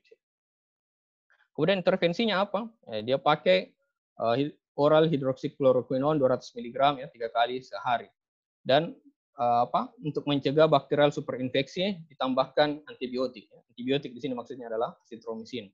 Kemudian pembandingnya siapa? Ya, pembandingnya adalah orang-orang yang menolak untuk menggunakan hidroksikloroquinone ataupun azitromisin, atau orang yang memiliki exclusion kriteria. Nah, di sini tentu kita dapat warning lagi kan yang baru. Sudah ada perbedaan di sini antara pasien, antara kontrol dengan treatment group. Karena di kontrolnya ternyata adalah pasien yang menolak untuk mendapatkan treatment tersebut, dan kita bisa tahu orang yang menolak mendapatkan treatment tersebut secara psikologis tentu sudah berbeda dengan orang yang mau menggunakan obat tersebut. Kemudian dia punya exclusion kriteria. Jadi kalau orang mengeksklusi, orang mengumpulkan pasien kemudian yang tidak masuk tidak eligible dalam pengujian, tentu dia ada alasannya kenapa kita eksklusi. Dan alasan-alasan tersebut umpamanya dia penyakitnya lebih parah kah, atau ada kondisi yang dia tidak memungkinkan sehingga dia tidak bisa diikutkan dalam trial, maka tentunya pasien tersebut punya karakteristik yang berbeda dengan treatment group. Jadi ini warning yang kedua. Kemudian outcome-nya ada dua ya. Yang pertama adalah clearance dari virus pada hari ke-6 setelah inklusi, dan ada beberapa secondary outcomes, yaitu clearance dari virus selama periode studinya, kemudian ada clinical follow up dan kejadian efek samping. Jadi kita sudah tahu secara umum apa obat, siapa pasiennya, apa obatnya, apa pembandingnya, dan apa kontrolnya. Kemudian pertanyaan selanjutnya ya, apakah pasiennya dirandomisasi? Apakah pasiennya dirandomisasi ke kelompok kontrol dan di kelompok perlakuan? Ya, sebenarnya kita bisa dapat di bagian metode, ya, tapi di judul sendiri dia sudah dikatakan bahwa dia adalah non-randomized clinical trial. Jadi dia tidak randomisasi siapa yang harus di kelompok treatment, siapa yang harus di kelompok kontrol. Ya, pastilah dia tidak randomisasi. Kenapa? Karena ada kelompok kontrolnya sebagian orang yang menolak untuk ikut dalam trial tersebut. Ya. Kalau dia tidak dirandomisasi, tentu kita harus langsung berpikir, wah pasti ini bisa terjadi selection bias ya. Siapa tahu yang ikut yang dikasih hidroksikloroquine adalah orang-orang yang memiliki prognosis yang baik, sementara yang tidak pakai itu memiliki prognosis yang kurang baik dari pasien yang di treatment. Bagaimana bisa mendeteksi apakah ada selection bias atau tidak? Itu di pertanyaan selanjutnya. Apakah grupnya ya antara treatment dan kontrol itu sama, kurang lebih sama atau tidak pada awal dari trial. Jadi kalau kita mau menguji kecepatan orang lomba lari, pasti kita harus melihat apakah dia dimulai di start yang sama atau tidak. Begitupun pada pengujian clinical trial, kita mau lihat apakah baseline karakteristiknya itu sama atau tidak. Dia memulai pada garis yang kurang lebih sama atau tidak. Ya.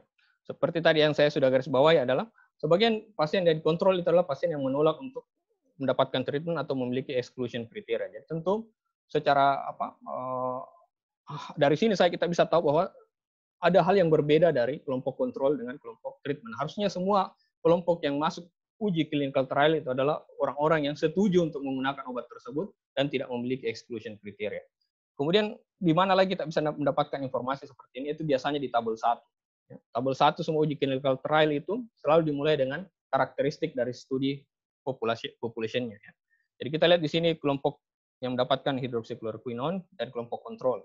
Di sini ada saya garis bundari merah di sini, nilai signifikan ya. Kita tahu nilai signifikansi yang secara umum diterima adalah di bawah dari 0,05. Tapi ini borderline ya, ini sangat dekat sekali dengan nilai signifikansi. Dan kalau kita lihat umurnya di sini, ini variabel umur ya. Pasien yang mendapatkan hidroksikloroquine ini dia jauh lebih tua dibanding pasien kontrol. Ya, jadi ini bisa mengintroduksi bias. Karena ternyata pasien yang mendapatkan hidroksikloroquine lebih tua dibanding kelompok kontrol. Di mana biasnya bisa terjadi? Kita tahu bahwa imunitas itu semakin tua orang semakin rendah imunitasnya. Tentu imunitas penting dalam memerangi SARS-CoV-2. Kemudian bagaimana di clinical status? Jadi orang yang dikontrol itu 25% ini asimptomatik, dan yang di kelompok uji dia 10%. Walaupun dia tidak signifikan, kita lihat ada perbedaan di sini ya. Kebanyakan orang yang asimptomatik itu ada pada control patients. Jadi orang yang asimptomatik kita tahu bahwa dia kemungkinan memiliki imunitas yang lebih baik dibanding yang simptomatik ya. Mungkin saja hal ini juga terkait dengan umurnya. Kemudian di lower tract respiratory infection atau pneumonia di sini. Ya, di sini juga ada juga cukup berbeda, kita bisa lihat ya. Dari 30% dengan 12,5 ya. Jadi walaupun ini tidak signifikan, tapi ini cukup signifikan cukup berbeda ya. Cukup berbeda untuk menjadi warning bahwa ada kondisi yang berbeda antara kelompok treatment dengan kelompok uji. Ya. Kemudian yang menjadi pertanyaan kita kemudian adalah, kan ada pasien yang mendapatkan azitromisin. Bagaimana baseline karakteristiknya orang yang mendapatkan azitromisin? Di sini tidak ada dia cantumkan, dia gabungkan semua pasien yang mendapatkan hidroksikloroquine sendiri dengan azitromisin, sehingga kita tidak bisa menilai apakah di start awalnya pasien-pasien yang mendapatkan azitromisin ini comparable tidak dengan kelompok uji yang lain, sehingga kita bisa mempercayai hasil perbandingannya di belakang. Ini tidak ada ya, tidak dicantumkan sama penelitinya. Kemudian ya, pertanyaan selanjutnya di critical appraisal tool-nya itu adalah apakah kedua kelompoknya dikasih uji atau treatment yang sama, yang equal. Ya. Nah, jadi kita lihat di metode bagian setting. Jadi kita bisa lihat bahwa pasien yang di hidroksikloroquine atau kelompok treatment itu dia di treatment di satu university hospital di bagian infection centernya. Ya. Sedangkan kontrolnya itu dia direkrut di berbagai rumah sakit yang lain yang di daerah Prancis Selatan. Jadi ada pertanyaan yang setelah saya baca-baca ya, ada kekhawatiran bahwa ada perbedaan antara standar care di university hospital di sini dengan di tempat setting yang lain. Jadi kita tidak tahu karena dia tidak jelaskan apakah standar care yang dia terima ya selain hidroksikloroquine itu sama atau tidak antara rumah sakit pusat dengan rumah sakit cabang. Jadi kalau kita baca di situ yang di Marseille ini rumah sakit pusat. Jadi umpamanya anggaplah dia kelompok ujinya di Wahidin dan kelompok kontrolnya itu ada di Sidrap, Pinrang dan sebagainya. Jadi ada pertanyaan apakah standar care-nya itu sama atau perlakuannya itu sama antara rumah sakit yang ada. Itu ada bias di situ juga yang bisa dicurigai. Kemudian ya, apakah ada attrition bias atau tidak? Apakah semua pasien yang masuk ke clinical trial itu tetap diperhitungkan sampai selesai atau tidak? Jadi dia sini mau lihat apakah semua pasiennya yang drop out itu ikut di analisis atau tidak. Kita dapat dari hasil ya, di bagian hasil kita bisa baca bahwa ternyata ada pasien ya, ada 6 pasien yang di treatment dengan hidroksikloroquine itu lost in follow up. Jadi ada 6 pasien yang dari kelompok treatment itu tidak ikut sampai selesai uji klinik tersebut dan sayangnya dia tidak diperhitungkan dalam analisis. Sedangkan pada pasien kontrol tidak ada satupun pasien yang drop out. Kemana 6 orang tersebut? Ya, 3 orang ke ICU, ya. Kemudian 1 orang meninggal, 1 orang keluar dari rumah sakit dan 1 orang karena efek sampingnya dia drop out. Jadi ada 6 orang yang kemungkinan dia tidak treatment hidroksikloroquine-nya tidak bekerja dengan baik atau bahkan menghasilkan efek samping dan tidak diperhitungkan dalam kelompok treatment. Jadi yang selamat saja, yang berhasil saja yang dibandingkan di ujungnya. Jadi tentu akan mengintroduksi bias di sini. Kemudian apakah ada blinding ya di ujinya? Dari judul saja kita bisa lihat ada open label. Open label itu maksudnya pasiennya tahu dia tidak dapat hidroksikloroquine ya. Dan penelitinya tahu yang mana kelompok kontrol, yang mana kelompok treatment. Dan tentunya bisa mengintroduksi yang tadi performance bias dan detection bias. Ya betulkah ada detection bias ya?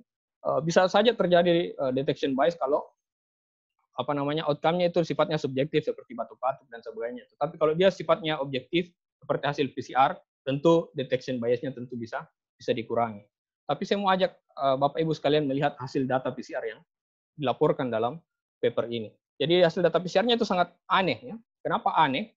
Karena kita lihat di sini ya, ada yang dilaporkan negatif, ND itu not done, artinya tidak dilakukan PCR, dan ada yang positif. Jadi ada binary outcome, positif dan negatif, dan ada yang berupa angka-angka. Jadi angka-angka itu apa? Jadi angka-angka itu berupa cycle threshold. Jadi jumlah yang dibutuhkan, berapa kali yang dibutuhkan untuk menduplikasi RNA sampai bisa menghasilkan detectable amount untuk mengatakan bahwa dia COVID-19 atau tidak. Dan dia dikatakan negatif jika dia di atas 35, artinya makin banyak siklus yang dibutuhkan untuk menduplikasi RNA, maka semakin sedikit jumlah virus dalam sampel tersebut.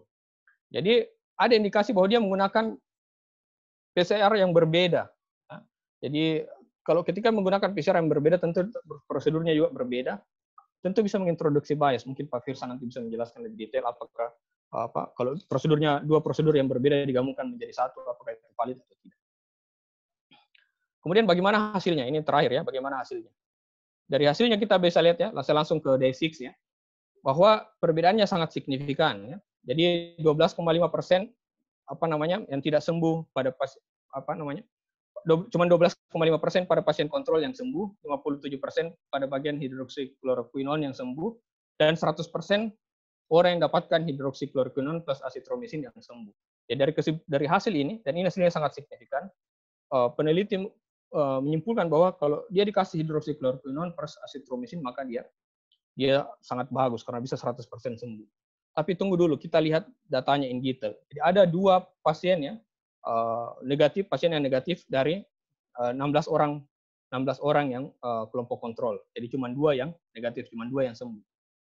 Jadi kalau kita lihat ya di kelompok kontrol ya, jadi ini yang 2 tadi yang dia bilang dibanding 16 ya, 16 ini. Dan kalau kita lihat secara detail ya, dari 16 tersebut ada 1, 2, 3, 4, 5. Jadi ada 5 orang sebenarnya yang tidak dilakukan uji PCR di situ. Jadi kita tidak tahu pasien ini sebenarnya positif atau negatif. Ya. Bagaimana kalau dia negatif? Ya. Tentu jumlah yang negatif akan jadi 1, 2, 3, 4, 5, 6, 7. Ya kalau 7/16 di sini, tentunya akan sangat besar ya, bisa sampai 40% di sini. Kalau 40% di sini, apakah masih berbeda dengan kelompok hidroksikloroquinone? Tentu tidak. Ya. Jadi ada ketidakpastian di sini ya. Kenapa dia tidak melakukan uji di sini? Ya, itu dari dari yang kita bisa lihat ya dari toolnya. Tapi saya ada beberapa catatan lain potensial biasnya itu adalah ya. Kemudian pada saya skip saja nih. Jadi ini maksudnya adalah saya mau bilang bahwa di kelompok treatment ini dia ditahu viral load-nya di sini, ditahu cycle threshold-nya, sedangkan di kelompok kontrol ya tidak ada yang positif, ada yang negatif, ada yang pakai angka. Jadi kita tidak tahu apakah secara angka, secara CT ini nilai CT apakah mereka comparable atau tidak. Kemudian banyak sekali false negatif, false positif ya. Contohnya ini dia awalnya adalah positif, kemudian negatif, kemudian dia apalagi positif lagi di sini. Kemudian di sini juga ada yang negatif, kemudian positif lagi, ya negatif gitu ya. Jadi enggak konsisten ya, negatif positif ya. Jadi ini akan memberikan pertanyaan apakah waktu 6 hari itu sudah cukup untuk menunjukkan bahwa pasiennya bisa negatif atau tidak. Jangan sampai di hari ke-7 ke-8 dia positif lagi kalau seperti ini hasil pengujiannya. Dan itu terjadi ya. Jadi orang yang pakai hidroksikloroquinone asitromisin ini ada beberapa yang dites negatif pada hari ke-6, tapi dia kemudian dites positif lagi pada hari ke-8. Ya. Kemudian secara statistik dia underpower ya. Dan ini ada beberapa potensial bias yang lain ya. Jumlah sampelnya sedikit, kita tidak tahu bagaimana metode pemilihan pasiennya, tidak ada asitromisin group, karena jangan sampai asitromisinnya sendiri yang bekerja, yang memberikan efek yang 100%, ya, bukan kloroquinonnya. Makanya penting ada asitromisin group untuk membandingkan efek antara asitromisin plus kloroquinon. Kemudian secondary outcome-nya tidak dilaporkan, ada perbedaan dengan protokol yang dipublikasi sebelumnya, dan kemudian sangat cepat publikasinya ya. Jadi dia secara etik dia diterima pada tanggal 6, kemudian disubmit untuk publikasi tanggal 16. Jadi hanya 10 hari waktu dia penelitian, mulai dari rekrutmen pasien, penelitian, kemudian menulis. Ini sangat singkat ya. Kemudian masalah di etik ya, ada pasien yang menolak untuk berpartisipasi di penelitian, dia tetap dimasukkan, dan pasien ini tidak memberikan informed consent. Tentu ada race etik di situ. Kemudian salah satu koautornya itu adalah editor di tempat dia publikasi. Jadi tentu juga bisa menimbulkan conflict of interest. Jadi ini pasien meeting inclusion criteria harus memberikan consent. Jadi kalau dia punya exclusion criteria tidak memberikan consent, gitu kan? Ya, jadi itu yang dipertanyakan. Ya, tapi tenang saja ya, itu hanya satu dari beberapa uji klinik kloroquinone, hidroksikloroquinone ya. Ini ada 224 total trial untuk kloroquinone dan hidroksikloroquinone. Ya, jadi itu saja ya yang bisa saya sampaikan ya. Kadang kita mengingatkan orang tentang klaim-klaim tertentu, tapi karena percaya diri orang tersebut itu kadang mengalahkan ekspertis kita. Jadi itu yang saya akan sampaikan ya. Dan yang terakhir ya, beberapa data mungkin lebih buruk dibandingkan tidak ada data sama sekali pada COVID era. Mungkin saja itu. Terima kasih banyak. Mohon maaf jika terlalu panjang. Terima kasih Pak Akbar. Salut ya kepada Pak Akbar yang memberikan materi yang cukup komprehensif dengan banyak-banyak pertanyaan. Yang pertanyaannya tentu ada yang provokatif, ada yang menginspirasi dan seterusnya. Tapi ini adalah bagian memang dari critical appraisal. Jadi kalau mungkin untuk pengetahuan kepada yang lain bahwa critical appraisal itu wajib untuk mahasiswa-mahasiswa PhD dan juga postdoc ketika kita ingin menganalisis satu suatu paper itu harus banyak pertanyaan yang muncul dari paper itu. Baik, seperti kesepakatan di awal bahwa untuk kegiatan ini kami tidak membuka pertanyaan pada saat berlangsungnya acara. Karena ini untuk mengefektifkan waktu, karena biasanya suasana Zoom itu tidak kondusif untuk banyak pertanyaan. Jadi kami menampung pertanyaan di awal pada saat link di Google Form. Nah, dalam hal ini kami bertiga sebagai pemantik diskusi akan mencoba untuk menanggapi beberapa pertanyaan. Adapun pertanyaan-pertanyaan yang tidak terjawab, insya Allah kami akan lakukan lagi kolokium di bulan-bulan berikutnya. Jadi kami usahakan ini berlangsung reguler tiap bulan, lalu mengundang Bapak Ibu kembali yang berminat untuk mengikuti kolokium berikutnya. Nah, nanti pada saat kolokium itu kami akan coba jawab pertanyaan yang tidak sempat tercover di sesi ini. Baik, mungkin saya mulai dulu ya, sebelum Pak Firzan dan Pak Akbar memberikan tanggapan untuk beberapa pertanyaan. Pertanyaan pertama yang ingin saya tanggapi yaitu dari Saudari Zahra Ainun Maku, dari Poltekkes Kemenkes Gorontalo. Beliau bertanya, mengapa obat yang digunakan pada saat pencegahan dan pengobatan SARS tidak digunakan juga pada pencegahan dan pengobatan COVID-19? Jadi seperti penjelasan di awal bahwa perbedaan utama antara struktur SARS-CoV dan SARS-CoV-2 itu adalah pada 14 residu kunci yang menunjukkan bahwa ikatan-ikatan baru yang terbentuk pada SARS-CoV-2 memberikan koefisien disosiasi yang jauh lebih rendah dibandingkan SARS-CoV, sehingga afinitasnya itu sangat kuat. Makanya mengapa agak sulit untuk mencari obat-obat yang benar-benar efektif untuk SARS-CoV-2 atau COVID-19 ini. Dan ini memang sudah dijelaskan di awal ya tadi oleh Pak Firzan dan juga Pak Akbar, bahwa saat ini sedang sangat komprehensif dilakukan pencarian baik antivirus maupun vaksin. Selain itu, tentu saja afinitas dan ada faktor-faktor lain yang tadi dijelaskan oleh Pak Firzan di awal. Selanjutnya pertanyaan dari Saudari Alia Sukma. Ini mahasiswa Universitas Hasanuddin. Ada dua pertanyaan. Pertama, sebenarnya berapa lama proses pembuatan vaksin? Nah, ini sama pertanyaannya dengan Saudara Nur Alim. Ada juga pertanyaan tentang pembuatan vaksin. Demikian juga Saudara Titor, itu menanyakan teknik pembuatan vaksin yang efektif. Kalau Saudara Nur Alim itu berasal dari Universitas Islam Makassar, sedangkan Saudara Titor yang tidak mencantumkan identitasnya dari mana, tapi saya yakin beliau juga salah seorang mungkin sarjana farmasi atau apoteker. Pertanyaan tentang sebenarnya berapa lama proses pembuatan vaksin. Tadi sempat dijelaskan oleh Pak Akbar Bahar bahwa prosesnya itu membutuhkan dengan clinical trial itu dengan clinical trial 4 sampai 5 tahun. Nah, otomatis sebenarnya dalam pembuatan vaksin itu, vaksin sebenarnya bertujuan untuk merangsang sistem kekebalan tubuh dalam melawan antigen. Jadi pada saat antigen menginfeksi kembali manusia yang sama, maka sistem kekebalan tubuh atau antibodi dalam tubuh manusia tersebut sudah mengenalinya. Nah, dalam kejadian ini, pembuatan vaksin untuk SARS-CoV-2 ini, kita bisa melihat ya pengalaman pada saat pembuatan SARS-CoV dan pada saat pembuatan vaksin untuk MERS, itu sama sekali tidak berhasil dibuat vaksin. Jadi sampai sekarang tidak ada vaksin untuk kedua penyakit tersebut atau penyakit influenza tersebut. Hal yang menjadi penyebab dilaporkan oleh WHO adalah karena telah terjadi mutasi yang besar-besaran pada SARS-CoV-2 maksud saya. Jadi mutasi itu terjadi, mutasi sebenarnya ada dua macam ya, ada yang adaptif, ada yang berupa penyimpangan genetik yang luar biasa melompat penyimpangannya. Nah, ini kemungkinan besar SARS-CoV-2 ini mengalami mutasi yang bukan adaptasi lagi. Jadi dari 1.300 dari penelitian di Inggris, 1.300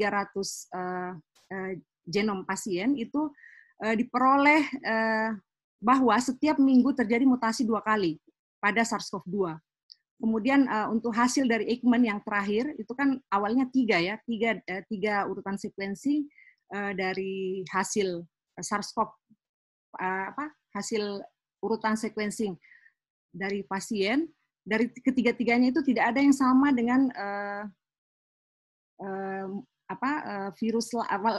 virusnya sama dengan Wuhan, tapi tidak ada sama genotipenya dengan yang di Indonesia. Lalu kemudian hasil yang terakhir 7 lagi dari Ekman itu juga masih dalam penelitian. Jadi disimpulkan bahwa ada 33 kali sudah terjadi mutasi pada virus SARS-CoV-2. Nah, ini kan tentu untuk pembuatan vaksin ini perlu berhati-hati, sebab jika kita sudah menghasilkan vaksin yang lalu kemudian ternyata vaksin tersebut tidak efektif menghasilkan antibodi yang bekerja untuk suasana antigen yang berbeda, itu tentu menjadi tidak efektif vaksinnya. Nah, ini juga tentu berkaitan dengan antibody dependent enhancement yang dijelaskan oleh Pak Firzan tadi. Jadi kalau kendati dihasilkan antibody, namun ternyata antibody itu yang merusak sistem kekebalan tubuh pada saat antigen menginvasi sel atau antigen menyerang sel, maka itu menjadi masalah. Sehingga pembuatan vaksin tentu tidak membutuhkan waktu yang tidak singkat. Tentu cukup lama, bahkan WHO sendiri menyatakan bahwa tidak akan kurang dari 12 bulan atau mungkin lebih dari setahun ya. Jadi kita masih menunggu dengan sabar bagaimana para ahli, terutama ahli virologi dan lain-lain untuk betul-betul bisa menghasilkan vaksin yang efektif. Kemudian pertanyaan lain dari Saudari Alia Sukma, mengapa kita harus pakai masker? Apakah virus ini menyebar melalui udara atau airborne? Ya, kalau penelitian hasil riset bulan Maret 2020 itu dicantumkan bahwa SARS-CoV-2 ini menyebar melalui 2 model. Jadi pertama dalam bentuk aerosol dan dalam bentuk droplet. Ukuran aerosol itu kurang dari 10 mikrometer, sedangkan ukuran droplet itu lebih dari 0,1 mm. Kita ketahui bahwa aerosol karena kurang dari 10 mikrometer, maka dia ukurannya itu sangat kecil dan menyebar dengan cepat di bagian wajah, sehingga mudah memasuki 3 tempat ya, mata, hidung, dan mulut. Olehnya mengapa dokter-dokter atau tenaga kesehatan di rumah sakit itu harus menggunakan face shield, harus menutupi mata, harus menutupi hidung, karena menyebarnya melalui aerosol yang ukurannya kurang dari 10 mikrometer. Sedangkan SARS-CoV yang masuk ke bentuk droplet di atas 0,1 mm itu menyebarnya bisa dengan jarak sekitar 1,5 sampai 2 meter. Nah, olehnya kenapa kita juga disarankan untuk menggunakan masker, karena virus ini jangkauan penyebarannya itu cepat dan luas. Jadi bisa mencapai jarak kurang dari 2 meter. Olehnya disarankan kepada siapa saja yang sedang melakukan perjalanan atau berinteraksi dengan manusia lain itu harus menjaga jarak kurang dari 2 meter, bahkan kalau bisa 6 meter, lalu kemudian menggunakan masker, bahkan kalau berinteraksi langsung dengan pasien itu harus menggunakan face shield untuk menghindari tadi penyebaran yang sangat cepat dengan ukuran yang sangat kecil. Demikian dari saya. Mungkin selanjutnya saya serahkan kepada Pak Firzan. Silakan Pak Firzan untuk melanjutkan siapa akan menjawab pertanyaan siapa dan menanggapi siapa. Terima kasih. Silakan Pak Firzan. Terima kasih, Bu.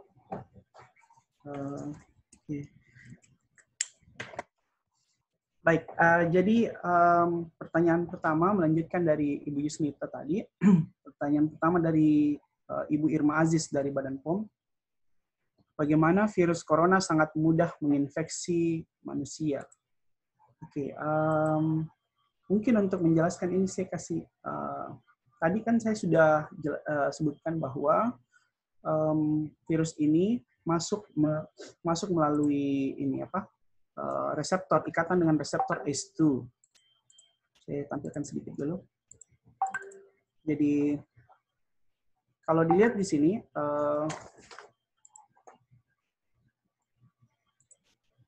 yang tadi saya jelaskan,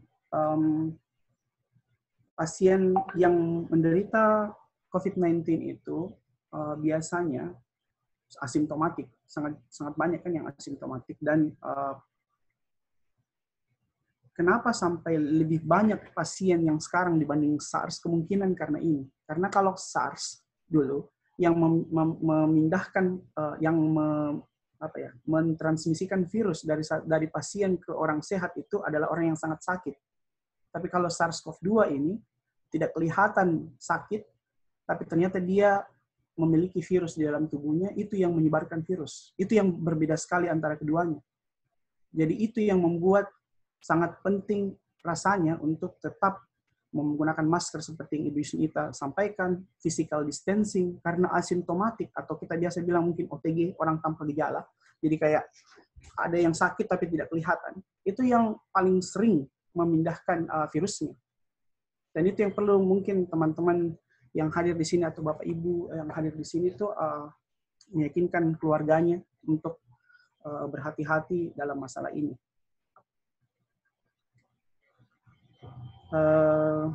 Terus yang terakhir, yang ketiga ini furin cleavage site. Tadi saya sudah jelaskan bahwa furin itu adalah protease. Furin itu ada di banyak sekali di sel-sel tubuh kita, dan furin cleavage site ini sayangnya kalau kita lihat di sini, kalau kita lihat di sebelah kanan atas ini, di SARS-CoV itu tidak ada. Furin cleavage site itu tidak ada. Jadi akhirnya tropisme, kita kalau di virologi sebutnya tropisme virus itu pada umumnya ada di saluran pernapasan.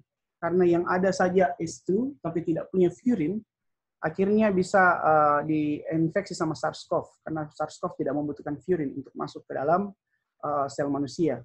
Sedangkan karena SARS-CoV-2 ini punya furin cleavage site, dan ini ada publikasinya baru-baru di jurnal Molecular Cell, itu kemudian membuktikan bahwa inilah yang membuat SARS-CoV-2 bisa menginfeksi banyak sel dan banyak organ. Dan tentunya afinitas seperti yang tadi saya sudah sebutkan. Baik, kita pindah ke pertanyaan kedua dari Yulan Husain. Seperti apa mekanisme virus corona menginfeksi sel inang? Saya kira saya sudah jelaskan tadi.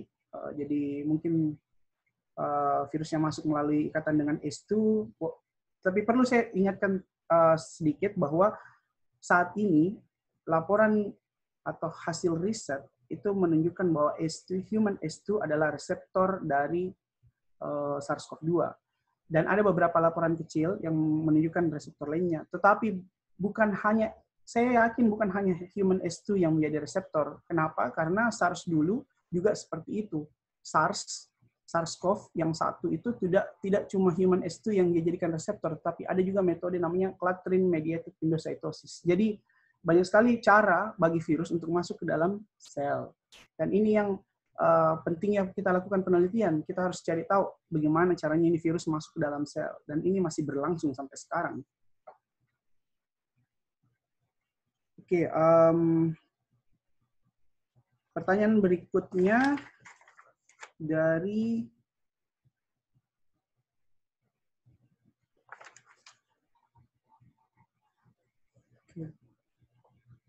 Aisyah Andiani dari Unhas. Oke, saya tadi sebenarnya punya banyak slide, cuma saya pikirnya karena memantik diskusi, jadi saya sedikit aja menyampaikan. Nanti pada saat menjawab ini baru saya perlihatkan. Oke, ACE, terkait tentang ACE.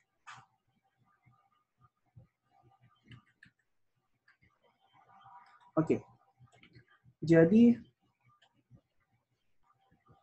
kita sudah tahu bahwa human ACE2 ini jadi reseptor dari SARS-CoV-2. Nah, yang kemudian dihipotesiskan oleh para peneliti dan diuji itu kemudian menunjukkan bahwa mungkin saja kalau kita mengintervensi melalui mekanisme namanya RAS, renin-angiotensin aldosterone system (RAS), itu apakah ada nanti efeknya ke SARS-CoV-2. Nah, kalau kita lihat di gambar ini, kita lihat di bagian atas ini dulu. Kalau misalnya kita lihat dari SARS-CoV-2 yang menginfeksi melalui ACE2, itu sudah ada penelitian yang menjelaskan bahwa kalau kita menghambat saya jelaskan dulu sedikit. Jadi angiotensin 1 yang diproduksi dari angiotensinogen yang oleh bantuan renin itu kemudian akan diubah menjadi angiotensin 2. Ini saya kira teman-teman sudah tahu menggunakan enzim ACE, angiotensin converting enzyme. Nah, angiotensin 2 ini nanti yang akan menyebabkan hipertensi ceritanya. Dan salah satu efeknya sayangnya adalah lung injury. Jadi kalau ekspresinya terlalu tinggi, maka terjadi lung injury. Dan ini yang ditengarai menyebabkan ARDS melalui peningkatan angiotensin dengan angiotensin reseptor di sini. Nah, fungsi dari S2 itu adalah mendegradasi angiotensin 2 ini supaya dia tidak menyebabkan hipertensi. Jadi S2 ini sangat berperan penting dalam homeostasis tekanan darah sebenarnya. Nah, ketika virus menginfeksi melalui ikatan dengan S2, virus ini ternyata sudah dilaporkan menurunkan ekspresi S2 pada permukaan sel. Nah, kalau kita lihat baik-baik, kalau ekspresi S2 yang ada di permukaan ini menurun, maka jumlah angiotensin 2 akan meningkat karena sangat sedikit S2 yang akan mendegradasi angiotensin 2 ini. Jadi efek sampingnya adalah hipertensi. Dan ini yang ditakutkan sebenarnya. Apakah terbukti atau tidak, walau alam nanti kita lihat data berikutnya. Cuma yang jelas adalah S2 ini menurun kalau virus masuk. Nah, kalau misalnya kita pakai angiotensin inhibitor, ACE inhibitor yang captopril dan kawan-kawannya dengan ARB, angiotensin receptor blocker yang golongan sartans, kalau kita lihat ACE inhibitor itu kan akan menurunkan jumlah angiotensin 2. Menurunkan jumlah angiotensin 2 kan ya. Nah, kalau kita pakai ARB, angiotensin 2 juga itu dicegah ikatannya dengan angiotensin reseptor. Nah, ternyata kalau kita pakai seperti ini dibuktikan secara in vivo pada hewan, meningkat jumlah reseptor ACE2. Artinya, ada kemungkinan sel menjadi lebih susceptible untuk infeksi. Jadi, efek samping dari penggunaan ACE inhibitor dan ARB menurut hipotesis ini adalah meningkatkan susceptibilitas untuk terinfeksi. Nah, ini yang kemudian banyak dikatakan di awal-awal pandemi. Jadi sampai ada yang mengatakan, yang membuat editorial atau correspondence letter itu ke jurnal untuk menyatakan bahwa berbahaya loh kalau kita pakai ACE inhibitor atau ARB karena bisa meningkatkan ekspresi ACE2 dan akhirnya kita justru jadi lebih rentan terinfeksi. Oke, mudah-mudahan dipahami. Tapi sayangnya setelah diuji berikutnya itu ternyata belum tentu terjadi seperti itu. Nah, belum tentu terjadi karena yang tadi itu kan data seperti tadi Pak Akbar bilang, data in vivo pada hewan. Kalau Pak Akbar bilang tadi belum tentu terjadi pada manusia. Dan ini yang sebenarnya bisa bisa dipertanyakan. Artinya kita harus critical appraisal lagi bahwa betulkah itu terjadi, dan kita harus cek lagi apakah terjadi pada manusia atau tidak, karena itu adalah uji pada hewan.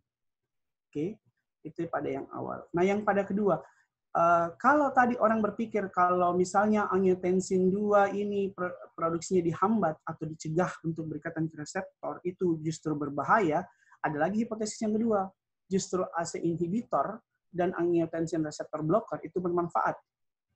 Bagaimana caranya? Ya, karena tadi saya bilang angiotensin 2 itu bisa menyebabkan lung injury kalau ekspresinya meningkat, dan karena ACE2 itu tadi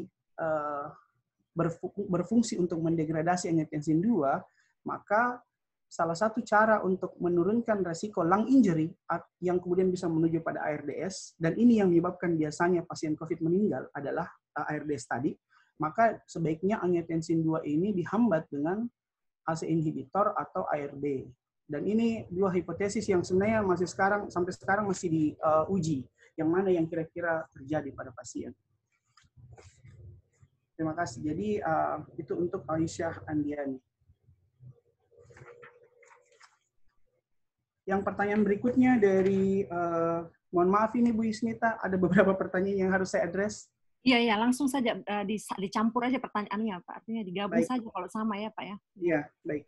Untuk Yulfani, apakah reinfeksi, apakah bisa kambuh? Ya, seperti tadi Pak Akbar sampaikan di hasilnya, ternyata ada yang tadinya negatif jadi positif, dan itu bisa saja. Jadi ada beberapa kemungkinan. Yang pertama, karena teknik deteksi kita, ya sekarang ini kita pakai beberapa metode. Di Indonesia ini ada 3 kurang lebih. Yang pertama rapid test yang mendeteksi antibodi. Yang kedua, tes molekuler menggunakan rapid real-time quantitative PCR yang tadi disampaikan di Pak Akbar di jurnal tentang kloroquine tadi. Itu metodenya molekuler dan ada namanya limit of detection. Nah, kalau kita lihat dari metode yang dipakai tadi, yang disampaikan untuk peneliti Prancis tadi, itu ternyata dari negatif bisa jadi positif, tapi mendekati borderline yang tadi, misalnya city value itu istilahnya, city value yang 35 adalah yang menandakan kalau di atas 35 dia dikatakan negatif, yang tadi hasilnya negatif jadi 30. Nah, itu berarti dekat-dekat dengan borderline. Berarti kemungkinan metodenya yang kurang sensitif. Jadi, tapi ada beberapa kemungkinan lain selain deteksi. Yang pertama, pasien yang COVID itu bisa menderita namanya limfopenia. Jadi limfopenia itu adalah salah satu ciri khas dari pasien COVID di mana jumlah limfosit menurun drastis, dan jumlah limfosit yang menurun drastis ini sebanding dengan tingkat keparahan. Nah, limfosit seperti yang kita tahu, dia adalah sistem imun adaptif. Jadi kalau misalnya sistem imun adaptif yang sebenarnya kita tahu tadi bisa membentuk memori itu menurun, maka kemungkinan besar orang yang terinfeksi ini ketika dia misalnya sembuh, belum tentu dia bisa punya memori terhadap SARS-CoV-2 dan akhirnya bisa terinfeksi lagi. Ditambah lagi dengan kemungkinan adanya mutasi pada virus seperti yang tadi Ibu Yusnita sampaikan. Jadi ya reinfeksi ini masih menjadi perdebatan, masih menjadi bahan penelitian apakah betul terjadi atau tidak, tapi kemungkinan itu tetap ada. Apalagi ini virus baru yang belum pernah terjadi sebelumnya di manusia, jadi apapun bisa saja terjadi. Walau alam. Oke, satu pertanyaan terakhir. Oke, dari Nur Alim, mana yang lebih efektif vaksin dibandingkan plasma konvalesen? Jadi kalau dilihat dari sifatnya, kalau vaksin itu kan diberikan seperti yang Ibu Yusnita sampaikan, vaksin diberikan kepada orang untuk kemudian orang itu membentuk sistem pertahanan tubuh sendiri. Nah, jadi namanya imunitas aktif. Jadi orang itu akan membentuk antibodi sendiri dan melawan SARS-CoV-2. Sedangkan kalau plasma konvalesen itu artinya antibodi diambil dari orang yang sudah sembuh. Nah, antibodi ini punya masa sirkulasi, jadi masa hidup ceritanya, lifespan. Jadi kalau misalnya diambil dari orang sembuh terus diberikan kepada orang yang sakit, maka anggaplah dia sembuh. Pada saat dia sudah sembuh, kita belum tahu berapa lama antibodi itu akan ada dalam tubuh pasien. Kemudian dia tidak antibodi ini namanya imunitas pasif. Nah, kemudian dia bisa diserang lagi dan dia tidak punya proteksi berkesinambungan, artinya tidak jangka panjang kalau untuk yang plasma konvalesen. Tapi sangat berpenting kalau untuk fase-fase akut sekarang, artinya kita coba cara apa saja lah gitu. Terus yang apakah seseorang yang telah terkena COVID-19 ini masih berpotensi terkena lagi? Oh ya, oke, sudah saya jawab tadi, berpotensi. Ya, saya kira itu adalah pertanyaan yang saya bisa jawab, Bu Yusnita. Terima kasih. Ya, terima kasih Pak Firzan. Mungkin langsung dilanjutkan oleh Pak Akbar. Silahkan Pak Akbar, pertanyaan-pertanyaan mana yang ingin diadres? Ya. Tolong Pak Firzan, tolong di stop dulu share screen. Pak Firzan, tabe. Baik.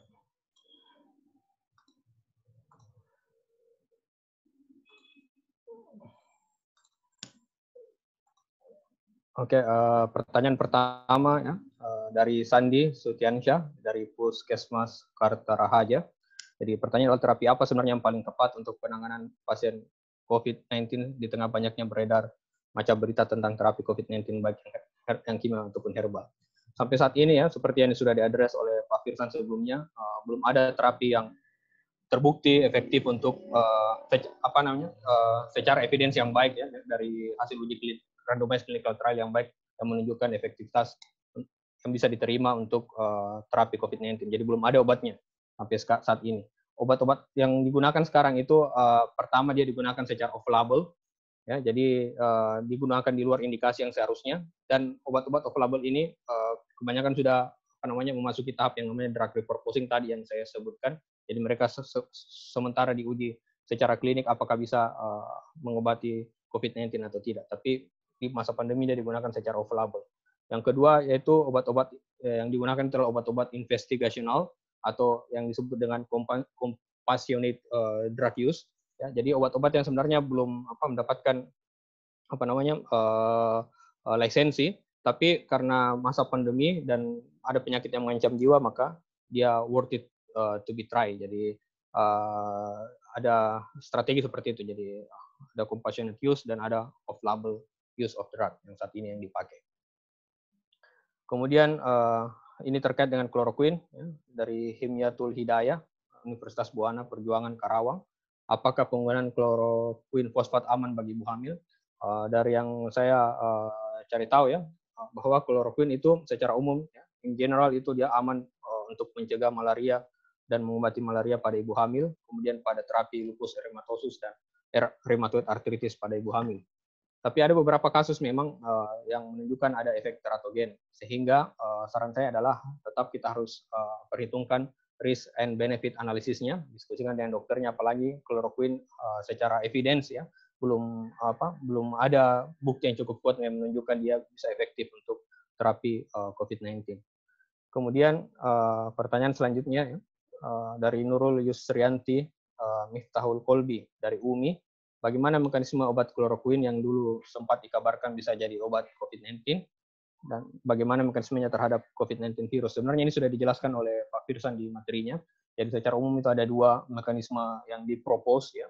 Yang pertama itu adalah dia menghambat glikosilasi dari S2. Jadi kalau dia dihambat glikosilasinya dari S2, maka S2 yang terbentuk itu dia akan berubah sedikit bentuknya sehingga spike protein dari SARS-CoV-2 itu tidak afinitasnya terhadap S2 itu berkurang. Jadi akan susah diberi ikatan karena berubah ke bentuknya S2-nya.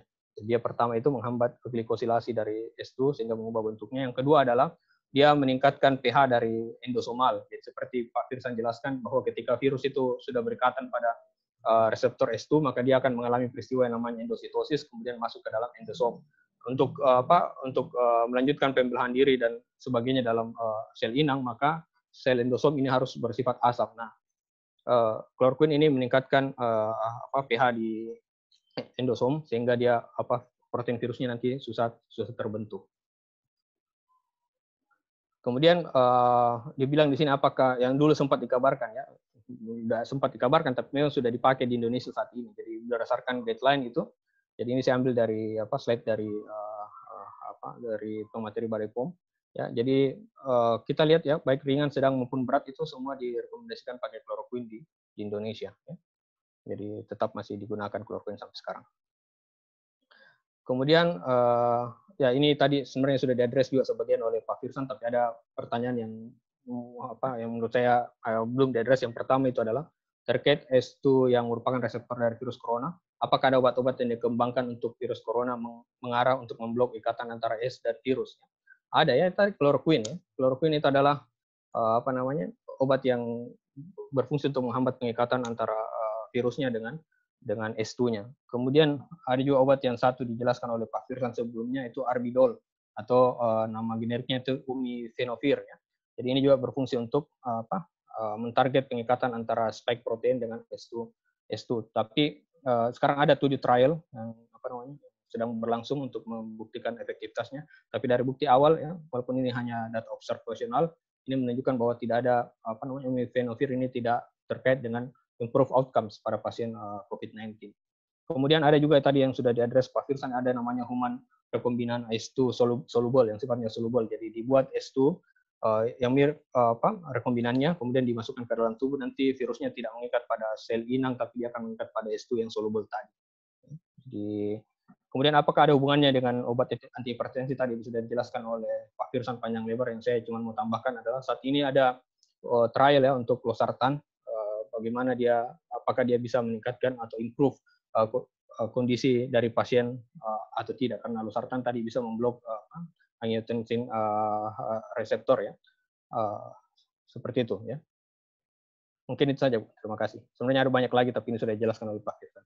Ya, baik. Terima kasih Pak Akbar. Saya juga menambahkan sedikit tadi keterangan tentang pembuatan vaksin yang efektif. Jadi memang saat ini ada 4 metode untuk mengembangkan atau membuat vaksin. 3 diantaranya baru ya. Sementara yang satunya itu yang memang sudah sering kita lakukan, yaitu dengan menginaktivasi virusnya atau melemahkan virusnya lalu menyuntikkan ke dalam tubuh. Ada cara-cara lain, misalnya membuat dari viral vektor, baik replicating maupun non-replicating, kemudian membuat dari protein base, baik menggunakan protein subunit maupun virus-like particle. Jadi kita membuat mimicking, jadi susunan urutan genomnya itu dibuat semirip mungkin dengan virus yang sudah menginvasi sel. Kemudian ada juga dengan teknik mengembangkan DNA maupun RNA dari asam nukleat virus. Nah, ini keempat metode ini sedang coba dikembangkan. Jadi sekarang ini ada 35 perusahaan yang bersaing untuk memproduksi vaksin. Baru 8 yang telah dicek memasuki uji preklinis dan 2 yang sudah masuk ke uji klinis yang langsung diuji cobakan kepada manusia. Ya, walaupun kendati dengan keadaan mutasi yang terus berlangsung setiap minggu bahkan setiap hari, maka ini juga menjadi kendala. Jadi tetap masih dalam penelitian dan tetap diuji cobakan. Kita berdoa ya, semoga COVID-19 ini bisa cepat berakhir, sama dengan cepatnya berakhir dulu SARS-CoV berakhir tahun 2004, MERS berakhir di tahun 2016. Jadi memang musiman, ada masanya. Mudah-mudahan COVID-19 ini juga seperti itu. Jadi kita selalu berharap dan berdoa sambil tetap melaksanakan jaga jarak, protokol kesehatan, yaitu mencuci tangan, menggunakan air yang bersih dan sabun, menggunakan hand sanitizer, kemudian menghindari bepergian di tempat jauh, bahkan menghindari kontak langsung untuk sementara ini, apalagi besok sudah menjelang Lebaran ya. Jadi sangat perlu kita memperhatikan protokol kesehatan tersebut. Ya, dengan selesainya menjawab pertanyaan, walaupun tidak semua pertanyaan kami bisa jawab, tapi kami akan menyimpannya untuk kolokium-kolokium berikutnya. Jadi mohon nanti partisipasi aktifnya lagi kembali, karena kita usahakan akan dilakukan tiap bulan. Dan ini memang cukup tinggi animo dari para peminat untuk mengikuti kolokium. Buktinya ada 532 yang mendaftar, tapi karena keterbatasan punya fakultas hanya bisa menampung 100, maka kami hanya bisa memasukkan 100 orang. Sisanya yang lain itu akan kami kirimkan recording dari hasil kolokium hari ini. Dan undangan-undangan berikutnya tentu akan kita umumkan di media sosial dan seterusnya untuk kolokium bulan Juni, insya Allah. Terima kasih atas kehadiran dan partisipasi aktif semuanya. Di penghujung Ramadan ini kami mengucapkan selamat menyambut Idul Fitri, semoga kita semua diberi selalu kesehatan dan dalam perlindungan Allah Subhanahu wa Ta'ala. Terima kasih. Assalamualaikum warahmatullahi wabarakatuh. Foto-foto dulu, nah. Senyum dulu semuanya. Kelihatan wajahnya, saya mau foto. Waalaikumsalam warahmatullahi wabarakatuh. Saya foto dulu ya. Tabe, saya foto ya. Senyum dulu. Ya, oke. Silahkan. Terima kasih. Assalamualaikum warahmatullahi wabarakatuh. Waalaikumsalam. Waalaikumsalam warahmatullahi wabarakatuh.